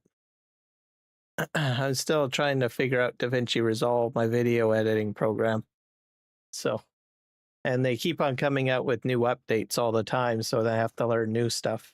So, it's a good product though. I had to only pay once, and I get all the updates for the video software for free. So, I wasn't interested in getting like Adobe because you have to pay a subscription. And I was like, it's not worth my time. Okay, did I clear this all out? Yeah. So some people were skeptical and said, oh no, you're probably gonna have to pay every year. But when I bought it, I think it was on DaVinci Resolve 17. And that was like, I think 2 years ago when I bought it. Now I'm up to like version 20, or version 20 is about to release. So I got the beta version of 20. I was like, okay, so it is free, the updates. So save a lot of money. Mind you, I think some people use CapCut. I'm kind of interested in that. I'll probably have to look at that. Because I've seen some light videos on that. So maybe I might give CapCut a shot, because I think that one's free. And there's quite a few people that have made some pretty good content with it. All right.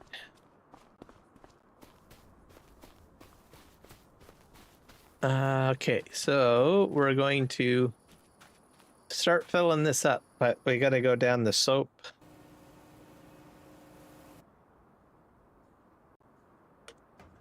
It's we're into August. We'll wait till day breaks and then we'll start harvesting the canola.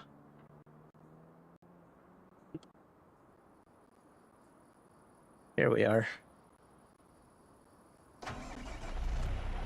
Turn some lights on. I'll get loading the Lorak truck.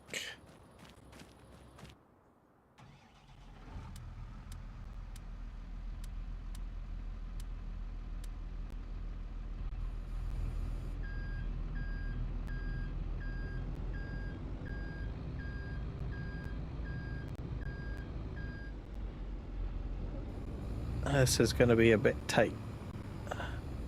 Gonna have to make a new V.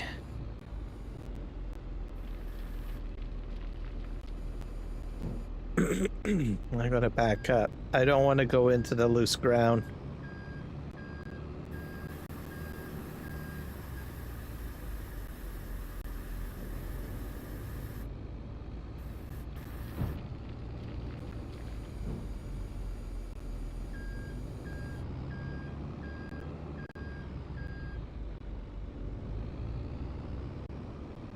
I only have a few more trucks to do. And then the bulldozer, I have to just move along the edge. And then I'll be taking the bulldozer up to the spray wash to get it cleaned.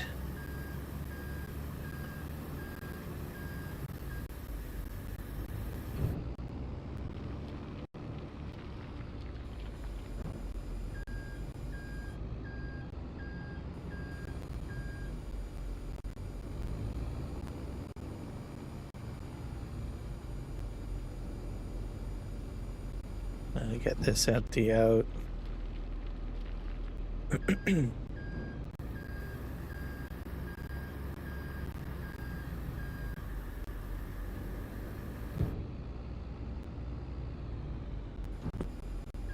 Have something listed there. That's back up here.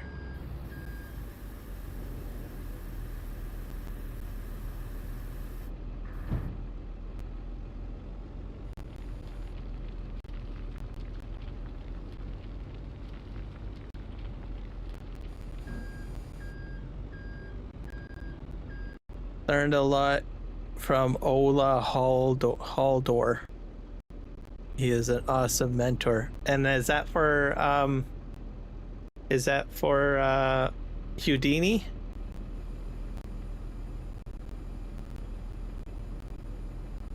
I'll have to keep that in mind.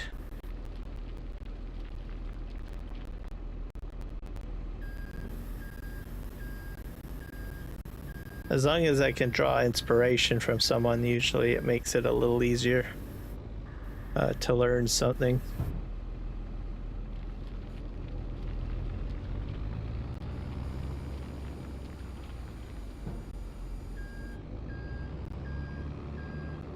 But I think I would enjoy going the map route, I think, between either, if I had to make a choice between modding and mapping as another like contribution to Farm Sim, I would probably go the map route.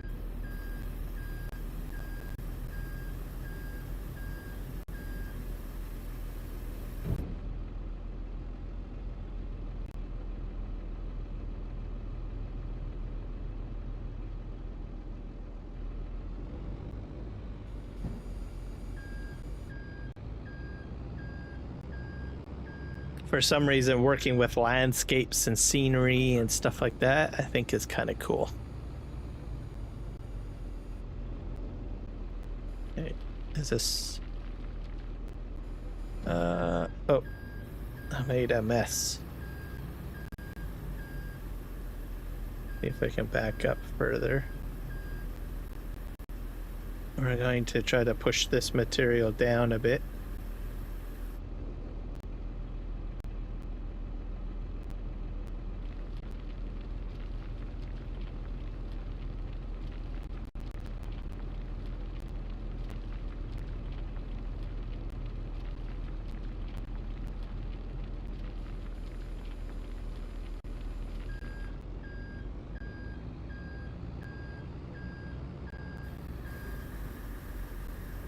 push this down a bit.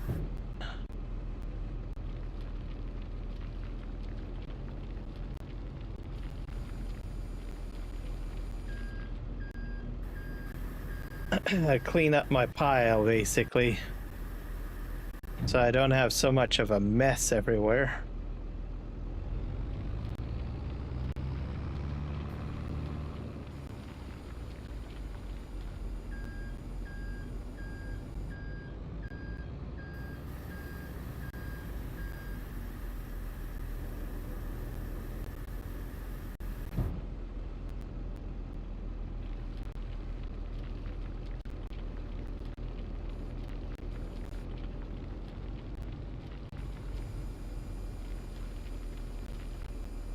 That's good. I'm gonna move the rock truck a little bit further ahead so that I can push the rest of this stuff out of the way.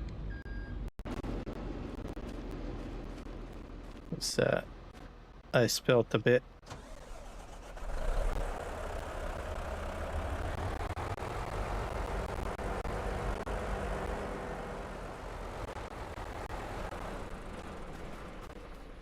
And then we'll push this stuff forward and we'll be good to go. Make a new berm, basically.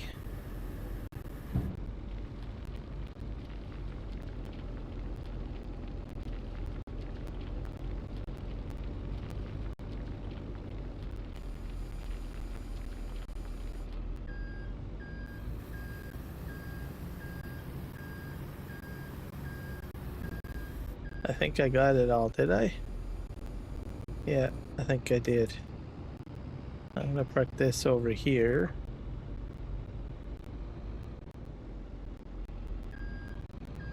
Well, that should be about another dump truck load, I think, right there.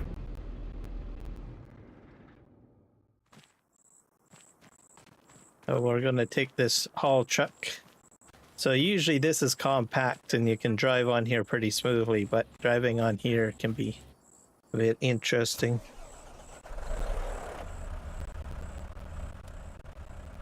Alright, I'll put the diff locks on.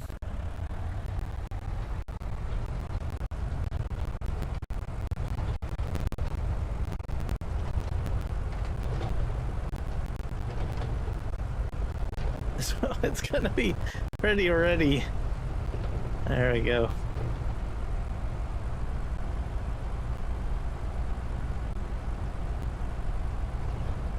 Alright, where's my road? Here it is. Make our way uphill.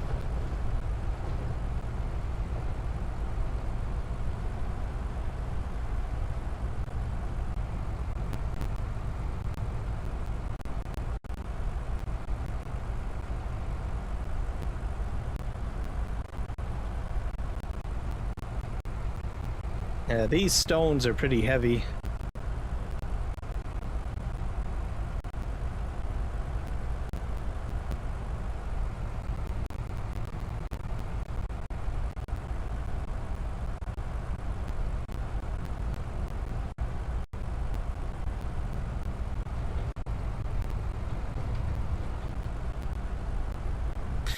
We're going to go ahead and dump this into the green thumb storage for the stones. That should be perfectly fine.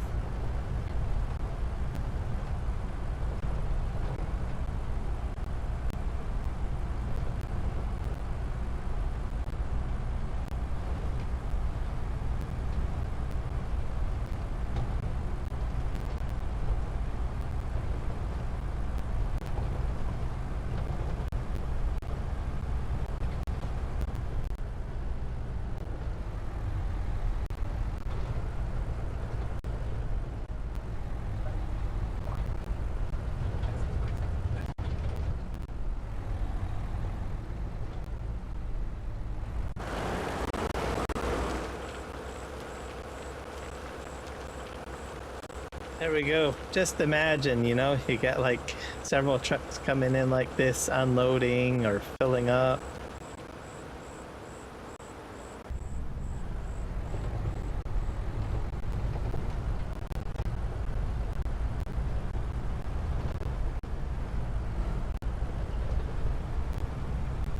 There we go. Off we go. Go get another load.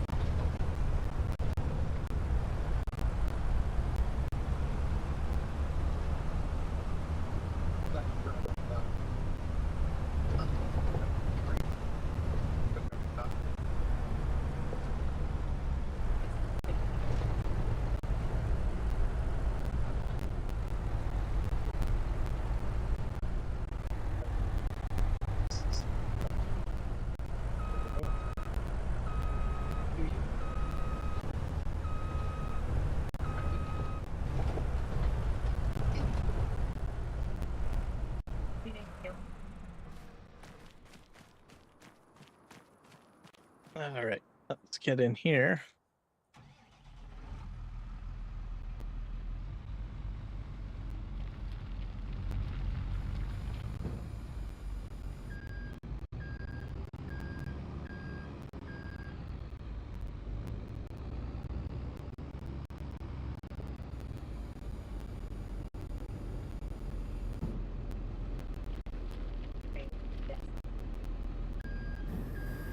Yeah, I think this will be just pretty much one load, I guess.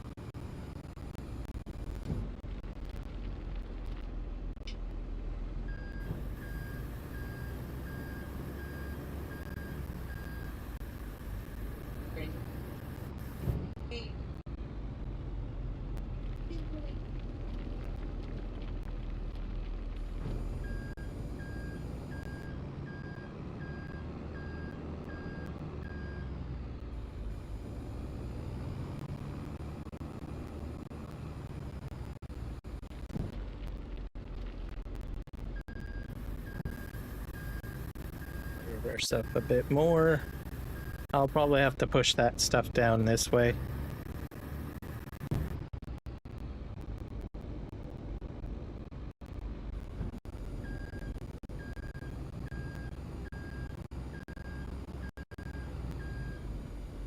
That's what we're going to end up doing. And then the last thing I'll need to do is two things. One, I'll have to clean up the edge of the road. And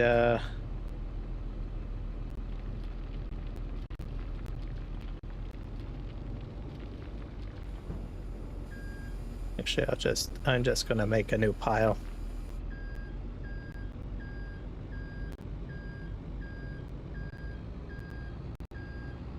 Let's push the material forward. And then I'll go to the other side.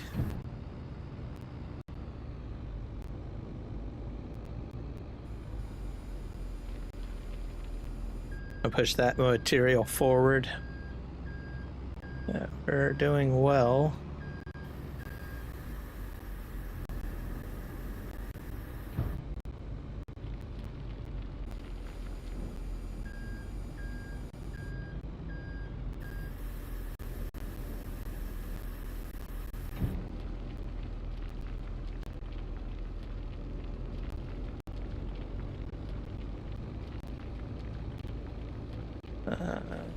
There we go.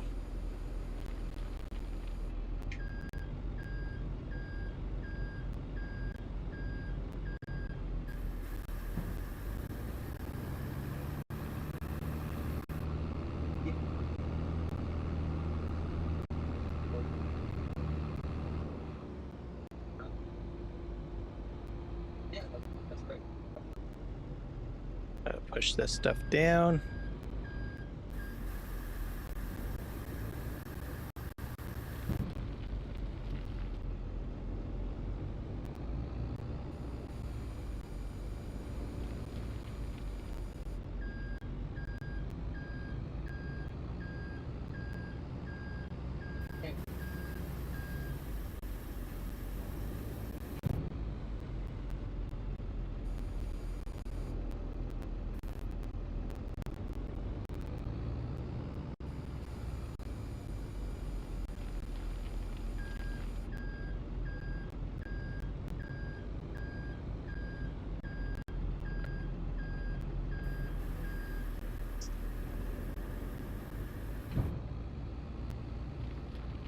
Yeah, it's very uneven here. You know, I can feel it in the wheels as I'm driving over the material. So I might have to do a lot of leveling in this area, I guess.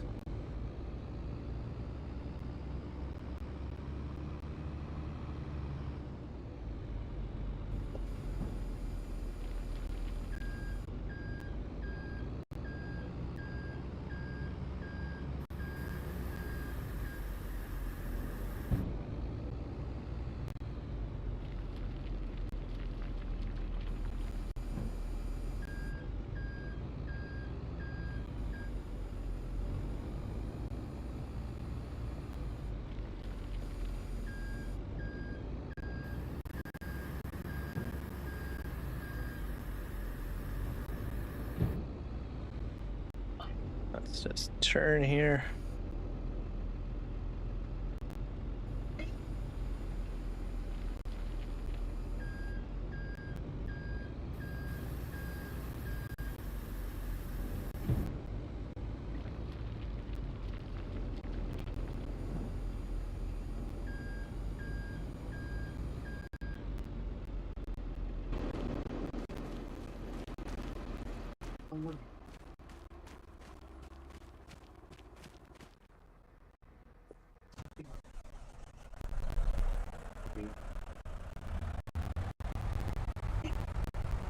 I only need about one more scoop by the looks of it.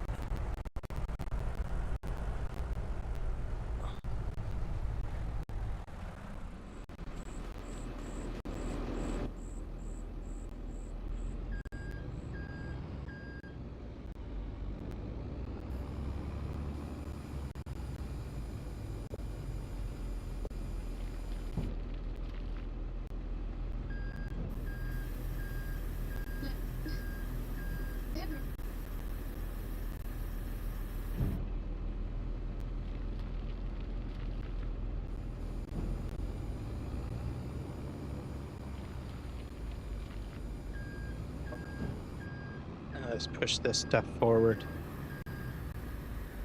Make one pile.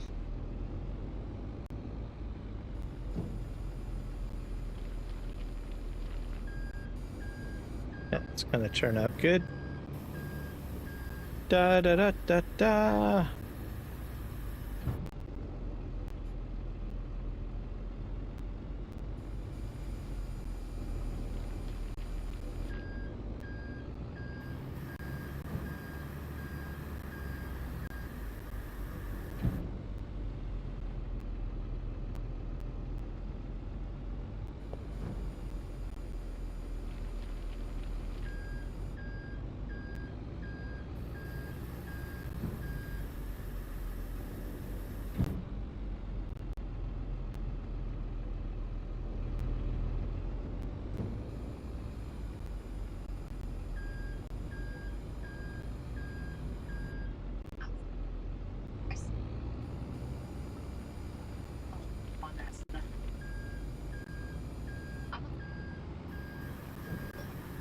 See if we can get this stuff cleaned up. Come on. A little bit rutted.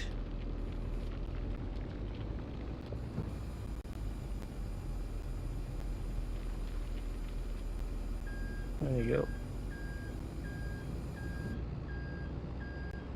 go. Definitely have to take the bulldozer over here. It's really nasty.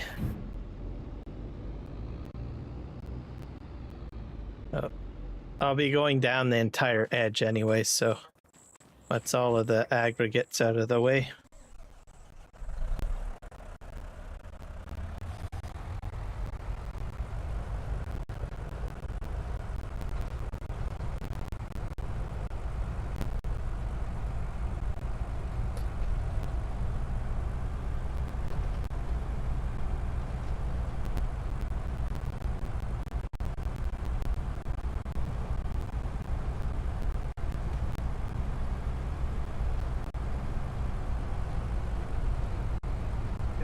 Up the hill we go.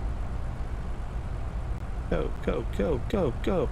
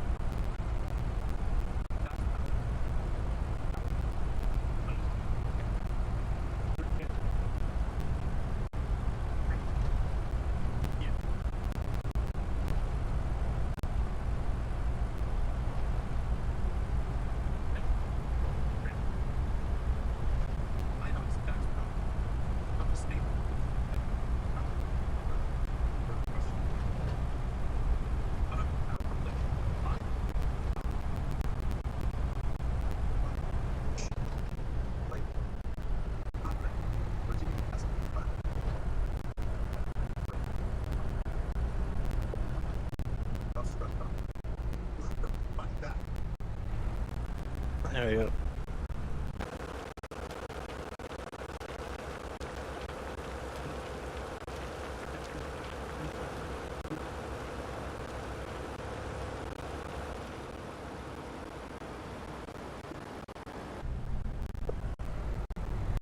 And we'll head back down. Hopefully the next load will be the final load.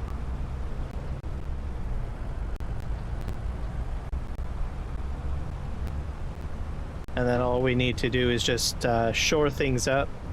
We'll probably do some plowing as well to finish up plowing that field.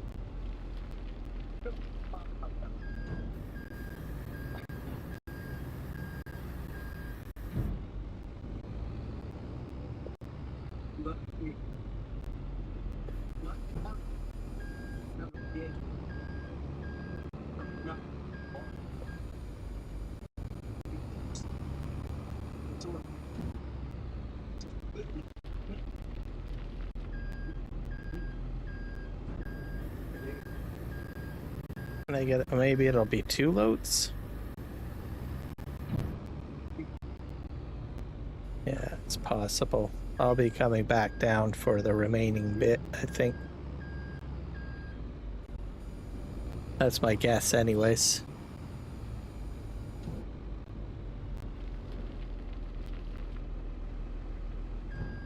I was thinking, not sure.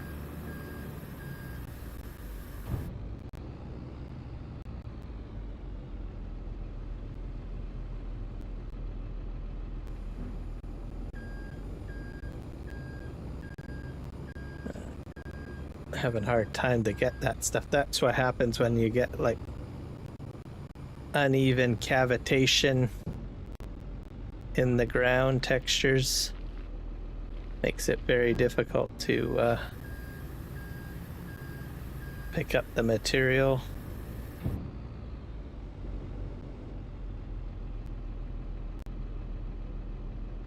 Yeah, there's something. Yeah, not able to get into it for some reason. Let's see. Try it again. Let's see if I can get this picked up.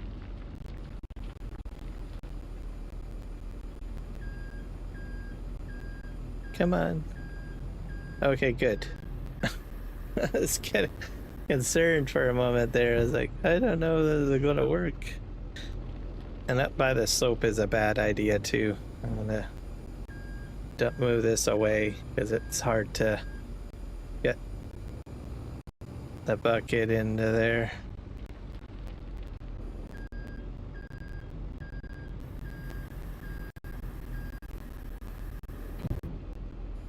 Let's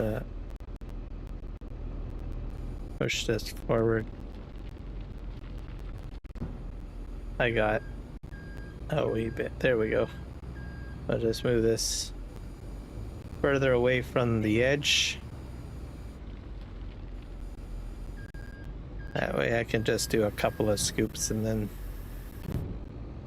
everything will be fine. dump bed work. So yeah, I'll have at least one more load to pick up. Not to say that this is a full load. This is a partial load, not a full load.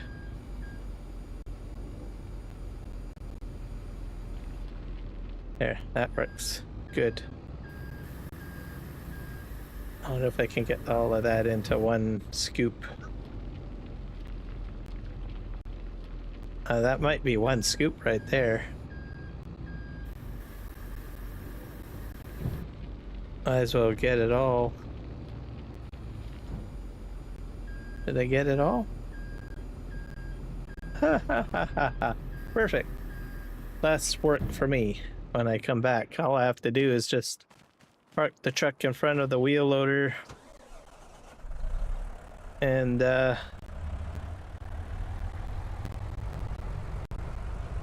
dump into the back of this.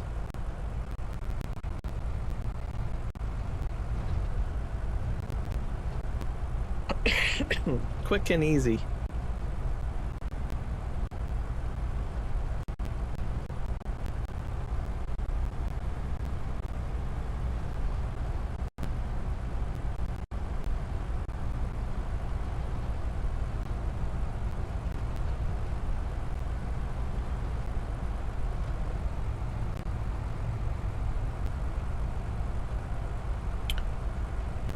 And then all that we need to do is just shore up the rest of the stuff, really. It's all we need to do.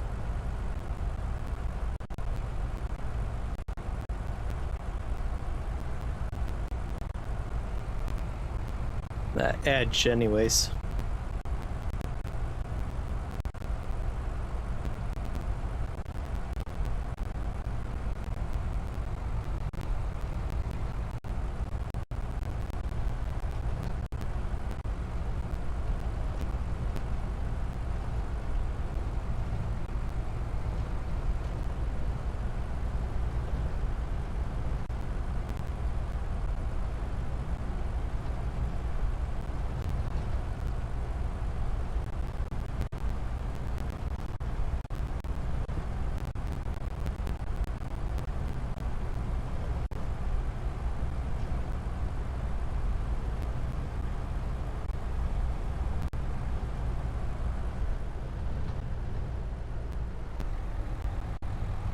Alright, pull in here.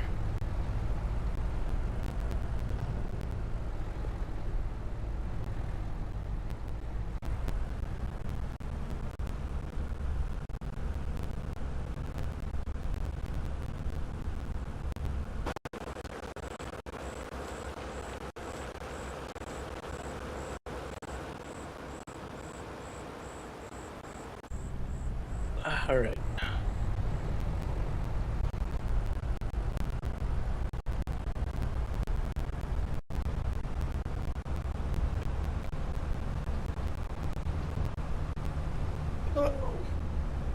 Get back on the road.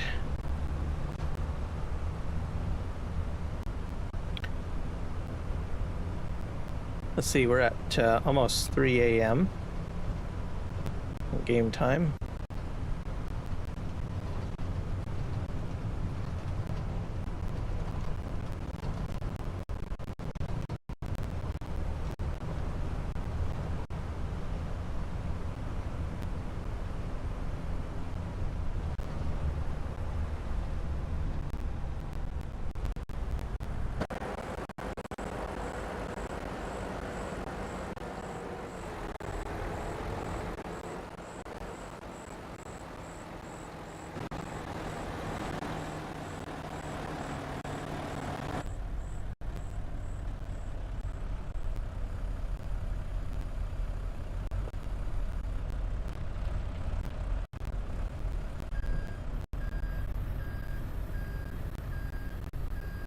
Okay, now we're just gonna park this on the side of the road.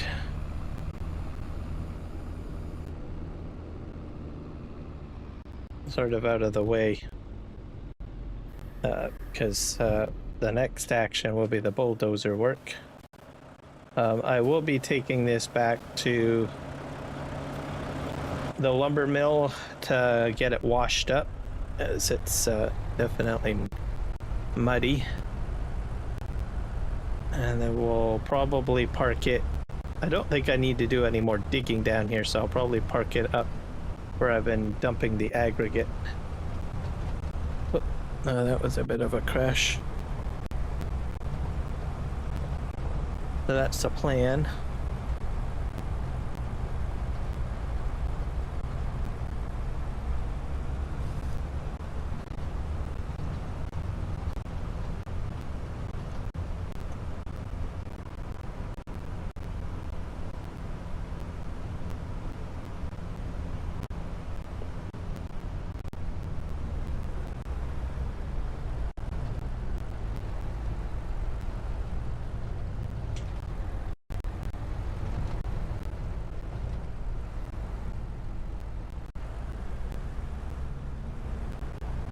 Alright, let's go and wash this guy up, or get to where we can do that. I gotta go back this way. Back to the lumber yard, get everything all shaped up. We got all that lumber to move to at some point.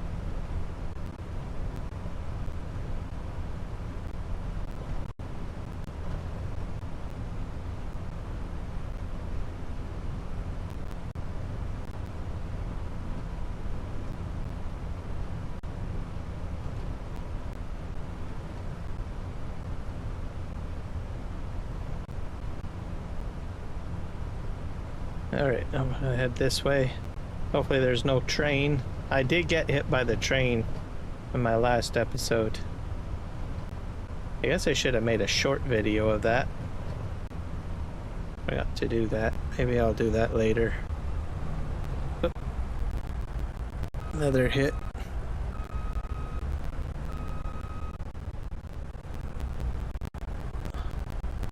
Do you have any paper coming out? We got 2 rolls of paper. I made a lot of money off of paper.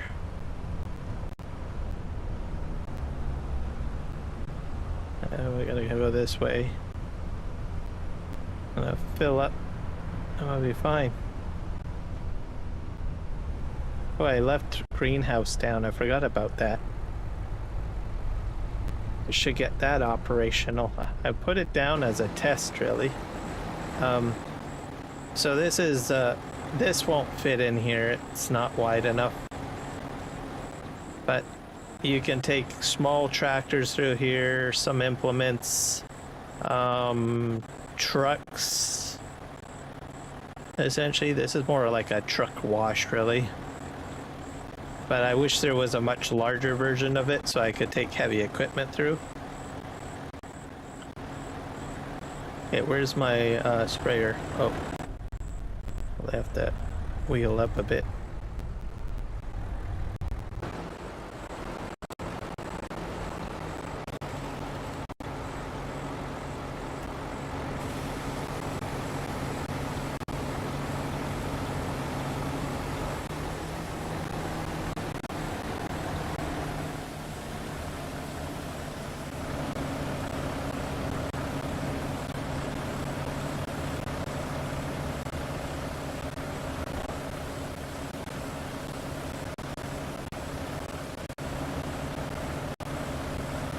But yeah, you just drive fleets of trucks right through there and poof, you got yourself all cleaned up nicely. So, but like I said, it'd be nice to have a much larger one that can fit something like this through, or combine. Let's see if I can squeeze through here. I don't know if this is gonna fit. Just barely.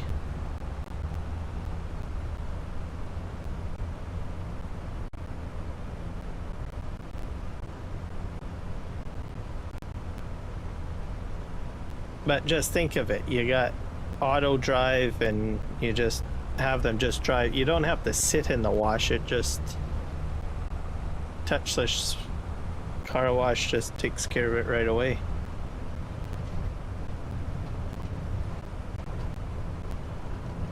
I'm not seeing the train much. I don't know. I honestly think that train was stalking me, I'm telling you. Like, it was like pretty much every turn, everywhere it comes, there, poof, it shows up. I've seen it frequently and more frequently, and I kept on saying, why? When I first started on the map, I was like, I barely saw the train, and then all of a sudden, the intervals of the amount of time I started seeing it, I was like, man, I'm seeing it more and more and more, and then it started getting to become more, close hits, or something like that. It's a bit odd. I'm gonna park this on the cement pad right here. There we go. We're switching vehicles. We're gonna go down there because I need a tractor down there.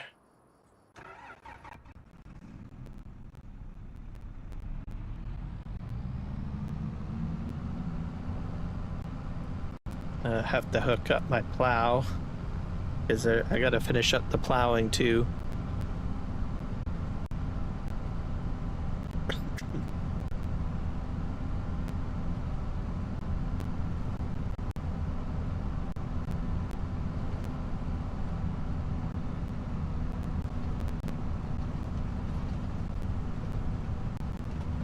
I don't know where my plow is though.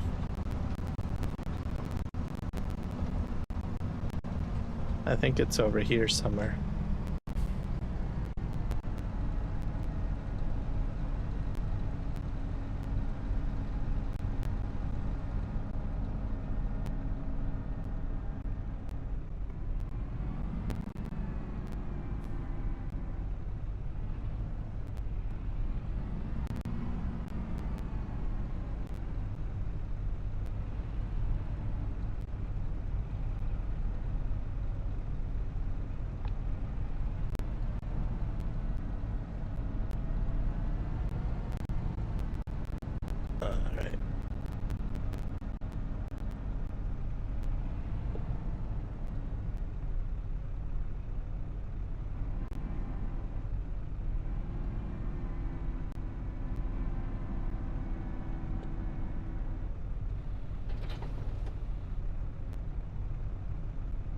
That works.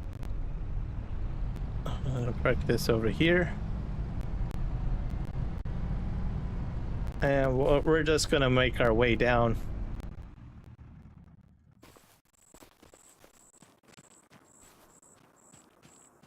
So I'm gonna do the bulldozing now.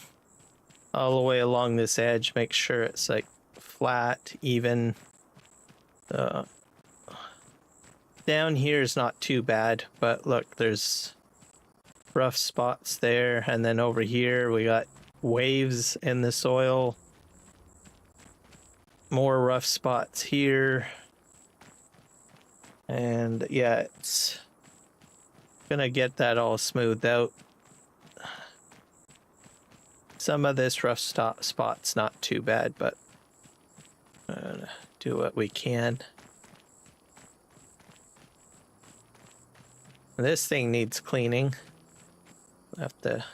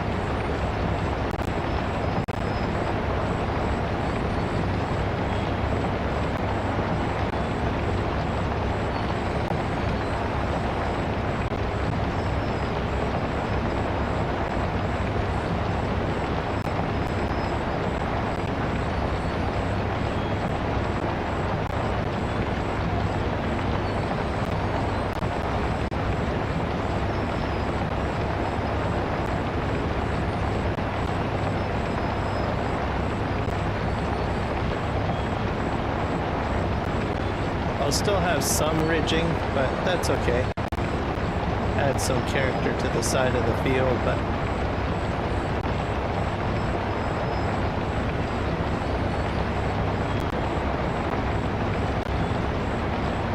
This thing ran out of gas, sorry, last time I was using it.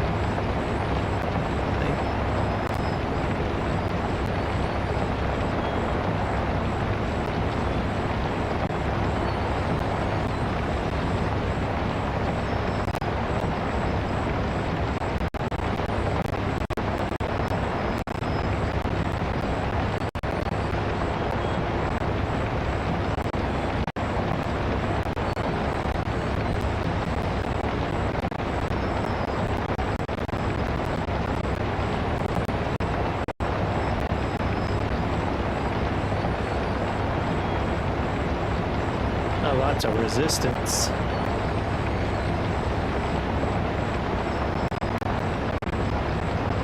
That should be a little bit better now.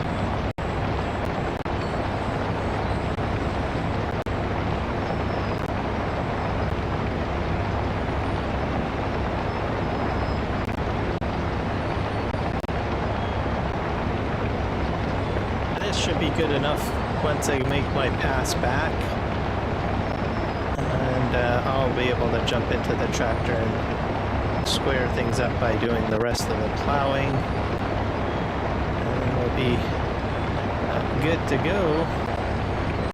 This field's going to have a first planting of grass. That's what the plan is anyways. We'll be having grass in this field.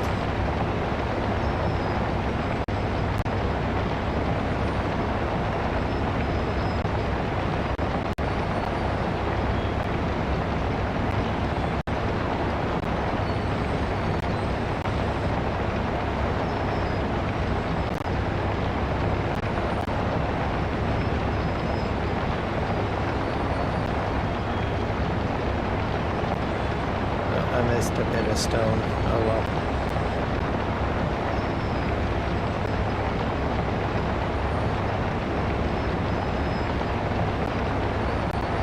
And then once I have grass done, there will be animals will be put down here. We'll have a silage bunker to put down here as well. So few different things. Mainly animals, grass field animals, sort of thing.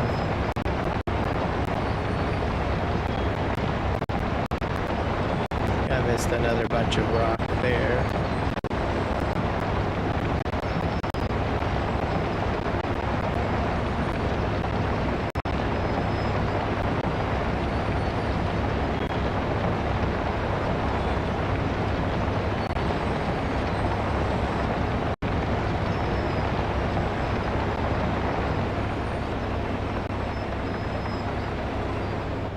gonna go down the edge again.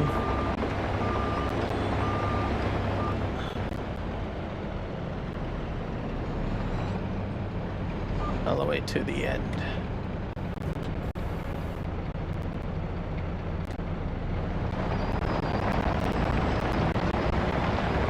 They like my second pass, basically.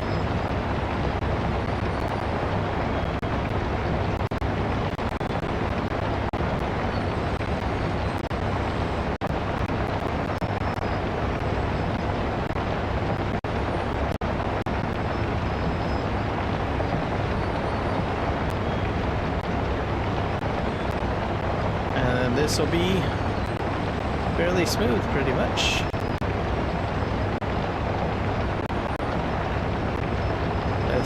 Ideal for smooth operations with farm equipment.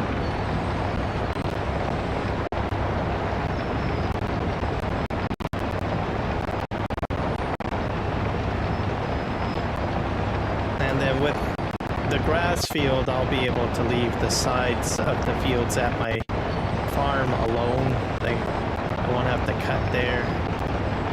I'll be able to cut over here because I'll have enough material. The bale storage I might end up moving down here too, perhaps. I figure out a way to move it closer, I guess.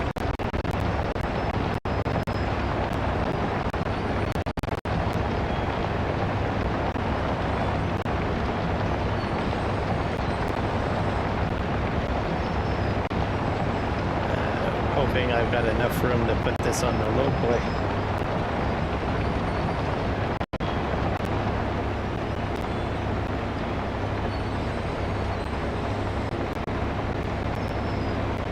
I don't think I do. Yeah, there's no room up there.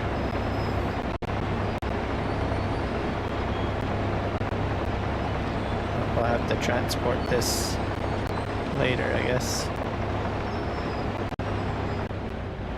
Take it through. This will fit through the car wash, I think. All right. I'll probably take that tractor back too, so that'll get unloaded, and then this tractor and this cat will go on to here after I deliver that to where it needs to be.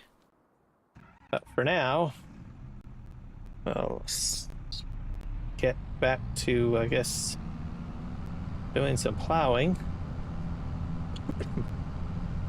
I'm gonna do a headland.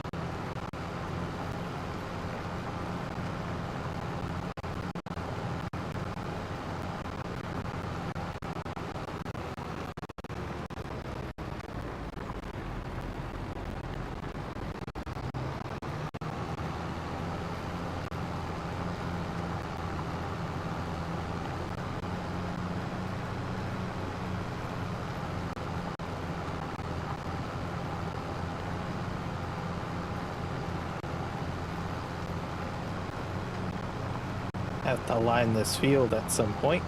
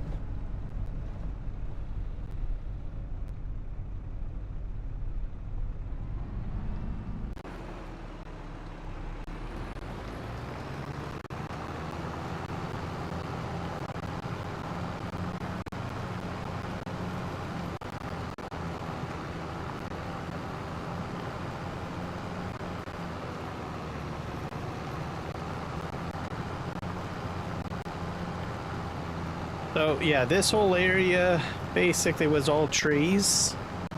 And then I terraformed it into what you see now, and now I'm plowing it. And then it will get planted with, well, it'll be limed, planted with grass. So we'll have a very large grass harvest. Then eventually further landscaping will be done, where I will put more, like, basically silage bunker, that sort of thing. Maybe animal pens. And then this will be turned into an agricultural area, basically.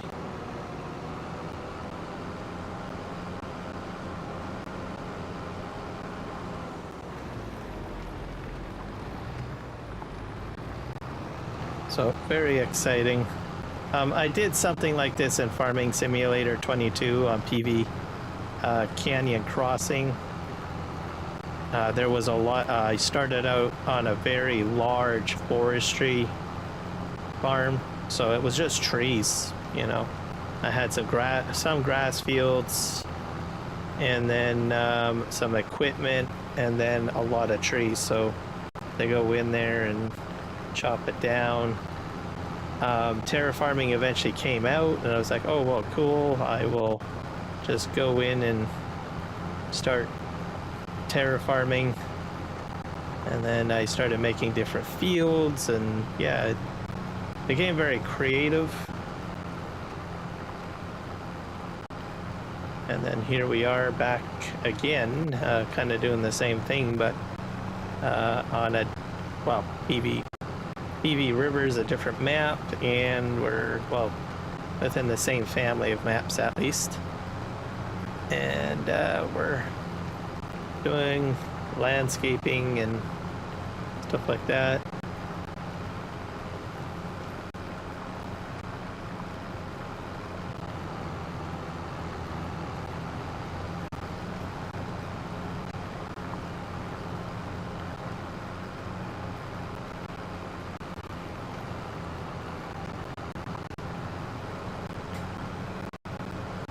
There we go.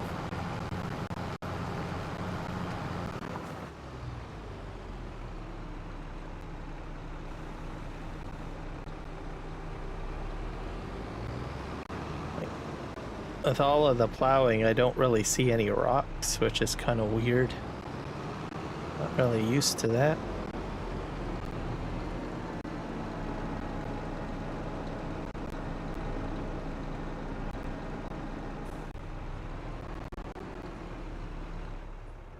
Yeah, we're gonna move the rock crusher up to the main area. I guess I should move the fuel truck up there too, I guess.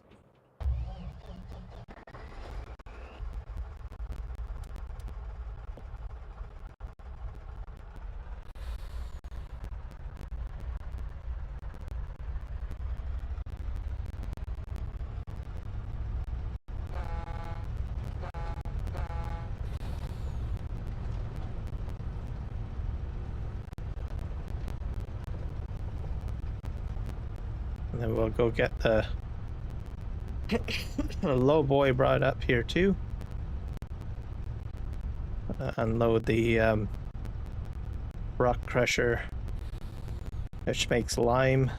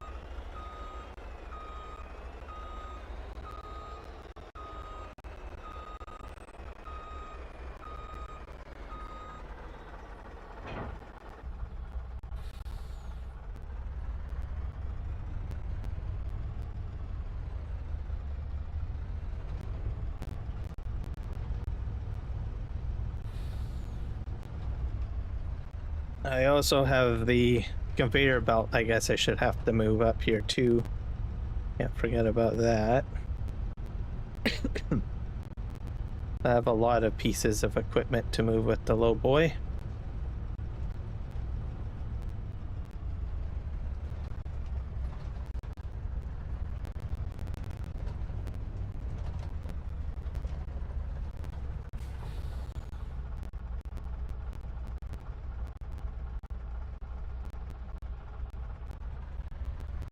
So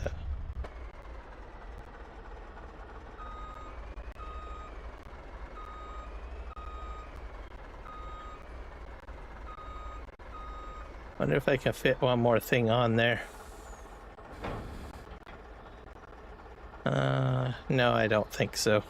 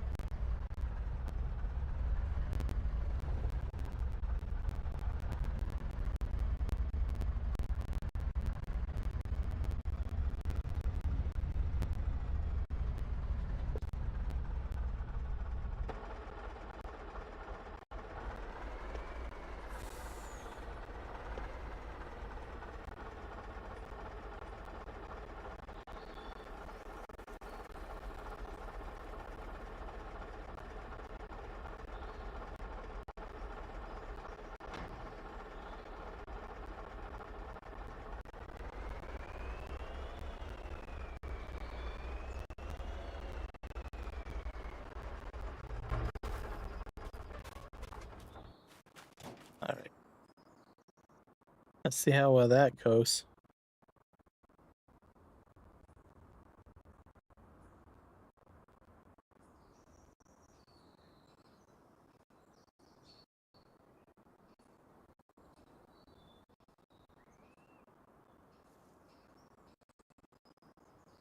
Sun's slowly coming up.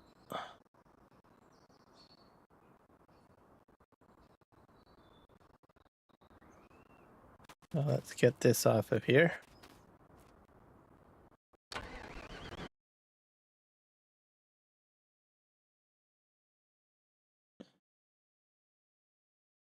Okay.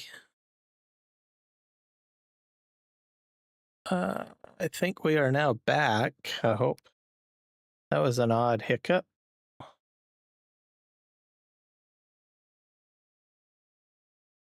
Let's see if we're back online on every platform.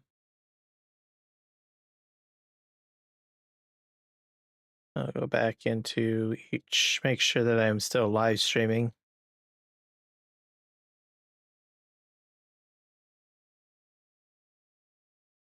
That's a huge hiccup.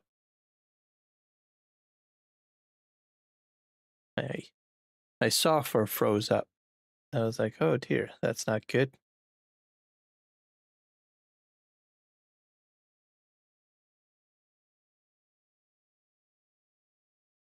All right, we're back on here. Pause that. Let's see if we're back on Kick.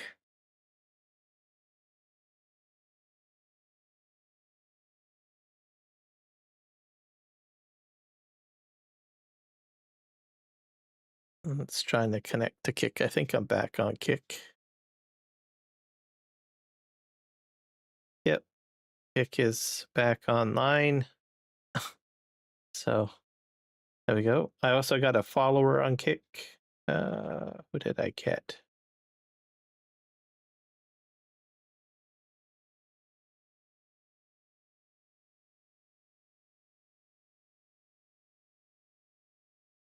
I'm gonna find it. Don't see it. Oh well. Let's see if we're back online on vertical. Yep, connection is fine. We are back on studio for... Yeah, it looks like we're back. We're back to normal. Okay, that was weird.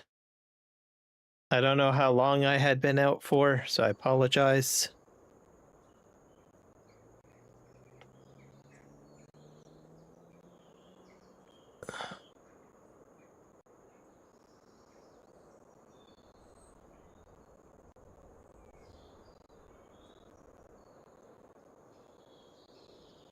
A weird display crap up. Why is that showing up?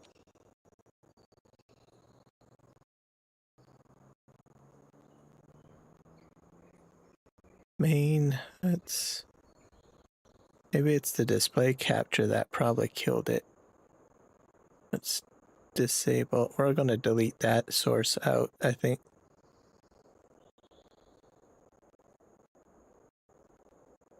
Remove.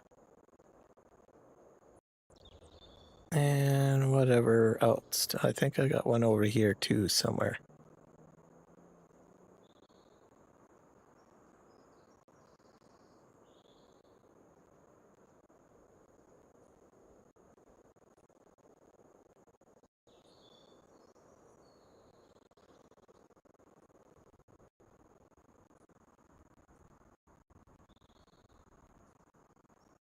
What if I hit that button? Anything happen? Nope. Yeah, I think we're back. We're back. Weird.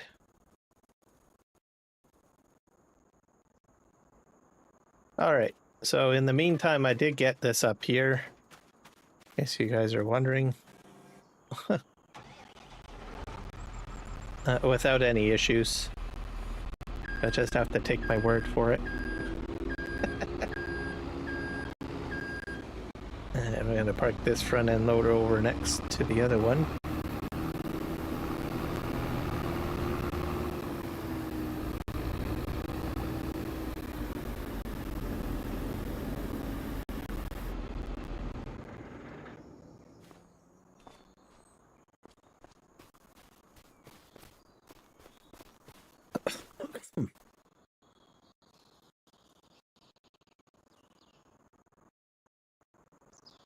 Now we'll get into this.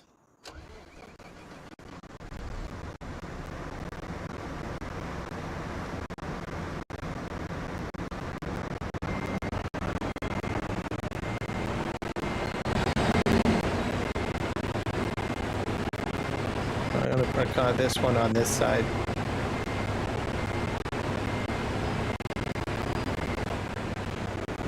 Until I need it. And then we're going to reconnect the truck.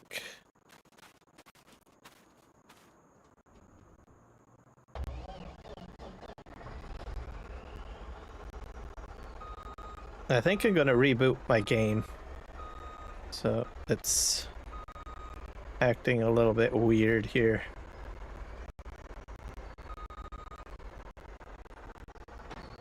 So let's just hit save. I probably should have actually it's probably trying to render in everything. I really should have probably just, like they usually tell you, oh, you're supposed to run across the map and do all of that crazy stuff, right? And I'll be honest, I didn't do that. So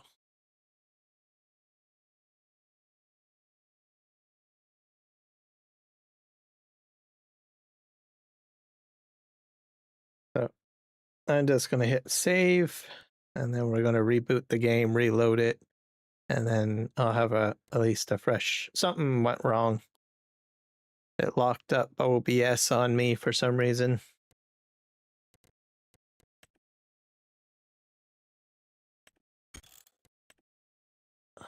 I'll hit save one more time.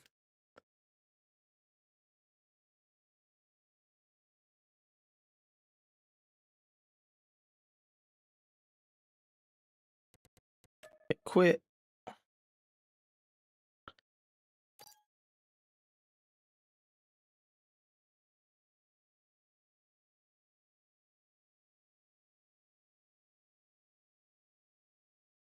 We'll close the entire game out and then we'll bring it back up and then we'll be fine.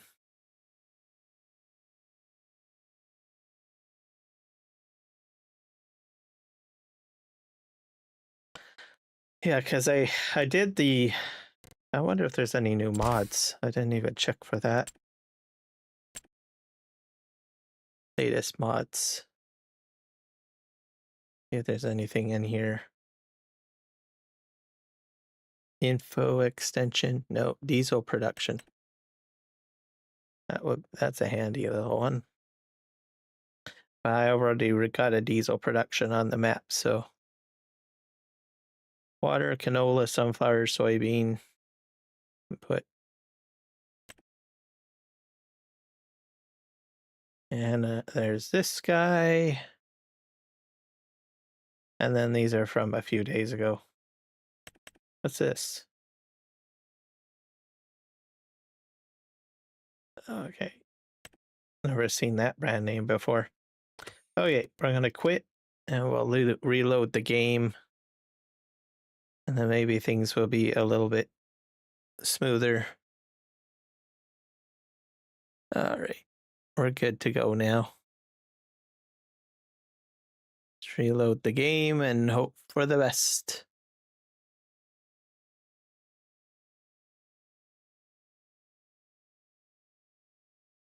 Yeah, I should have installed the update, ran around the map, and then I should have closed out and came back in and what have you. I just jumped into playing, so my bad.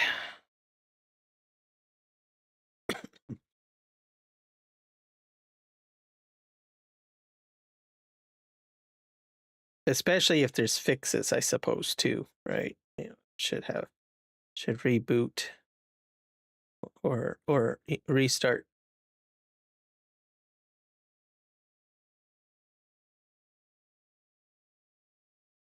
Are you going to load up or are you just going to daydream on me?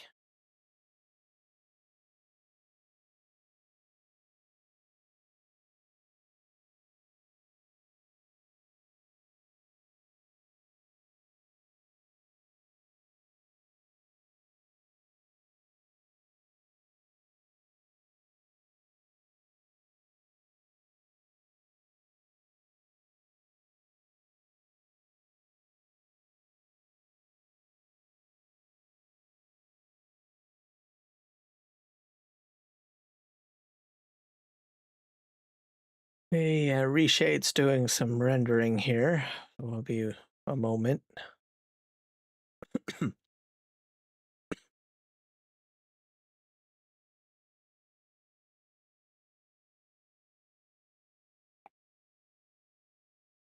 Reshade on occasion have to update from time to time. Maybe I am going to be expecting another Reshade update.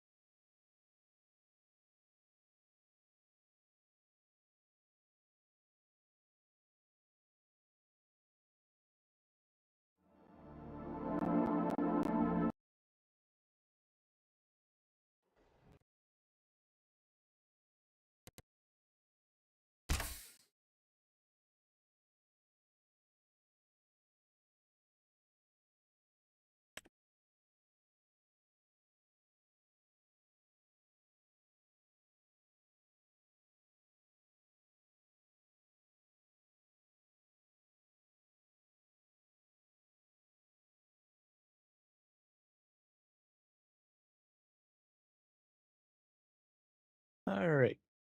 Let's go back in here. Mods are fine.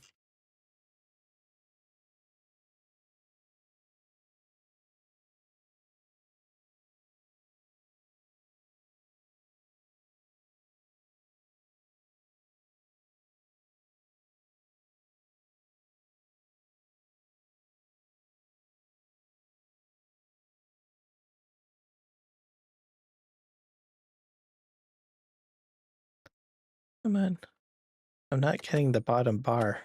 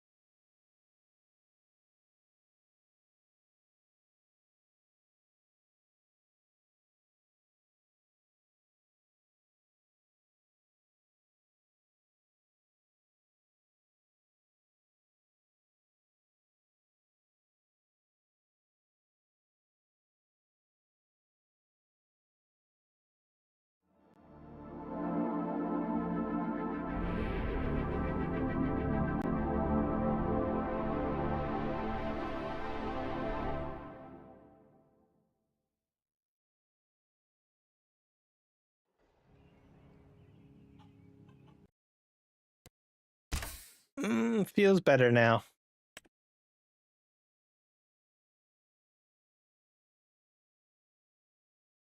But the taskbar keeps on showing up in the wrong spot.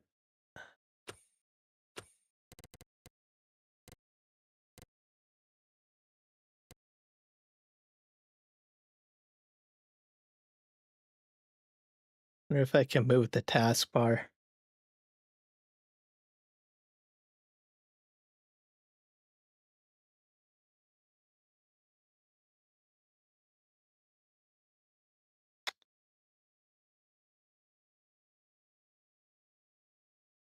Touch keyboard widgets, search box.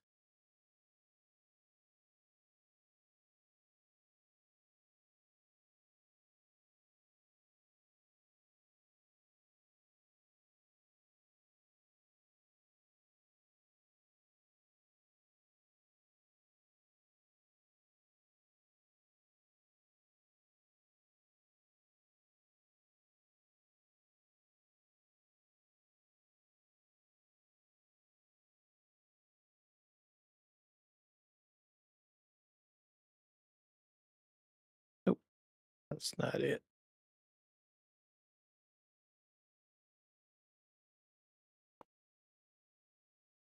Automatically hide. I can always do that, but I don't like that. Alignment, center.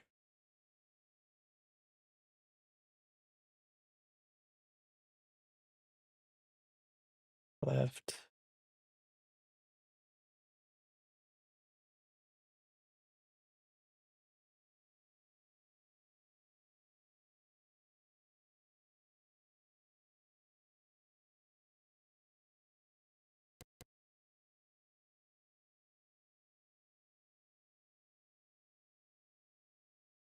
Yeah, something weird's going on.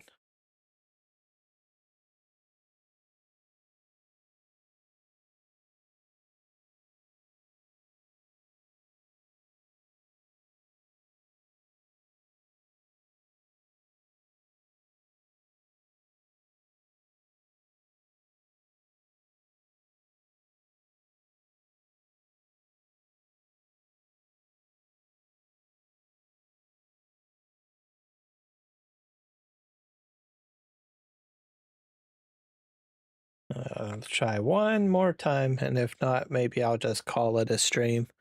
It's pretty close to when I usually end my stream. Let's just try this one more time.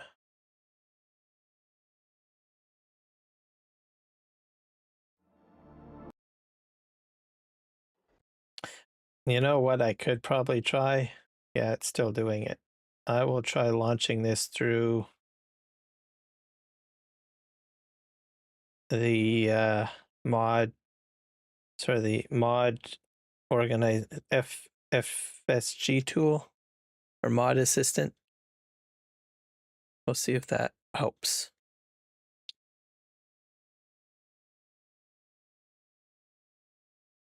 Let's select and activate PVRivers as the map.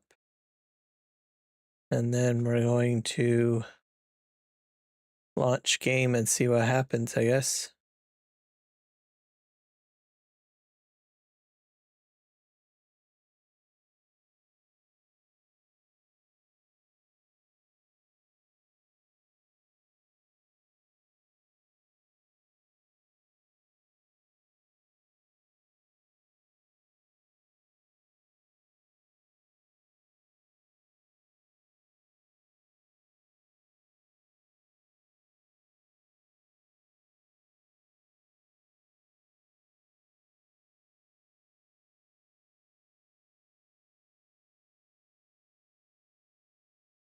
Reload.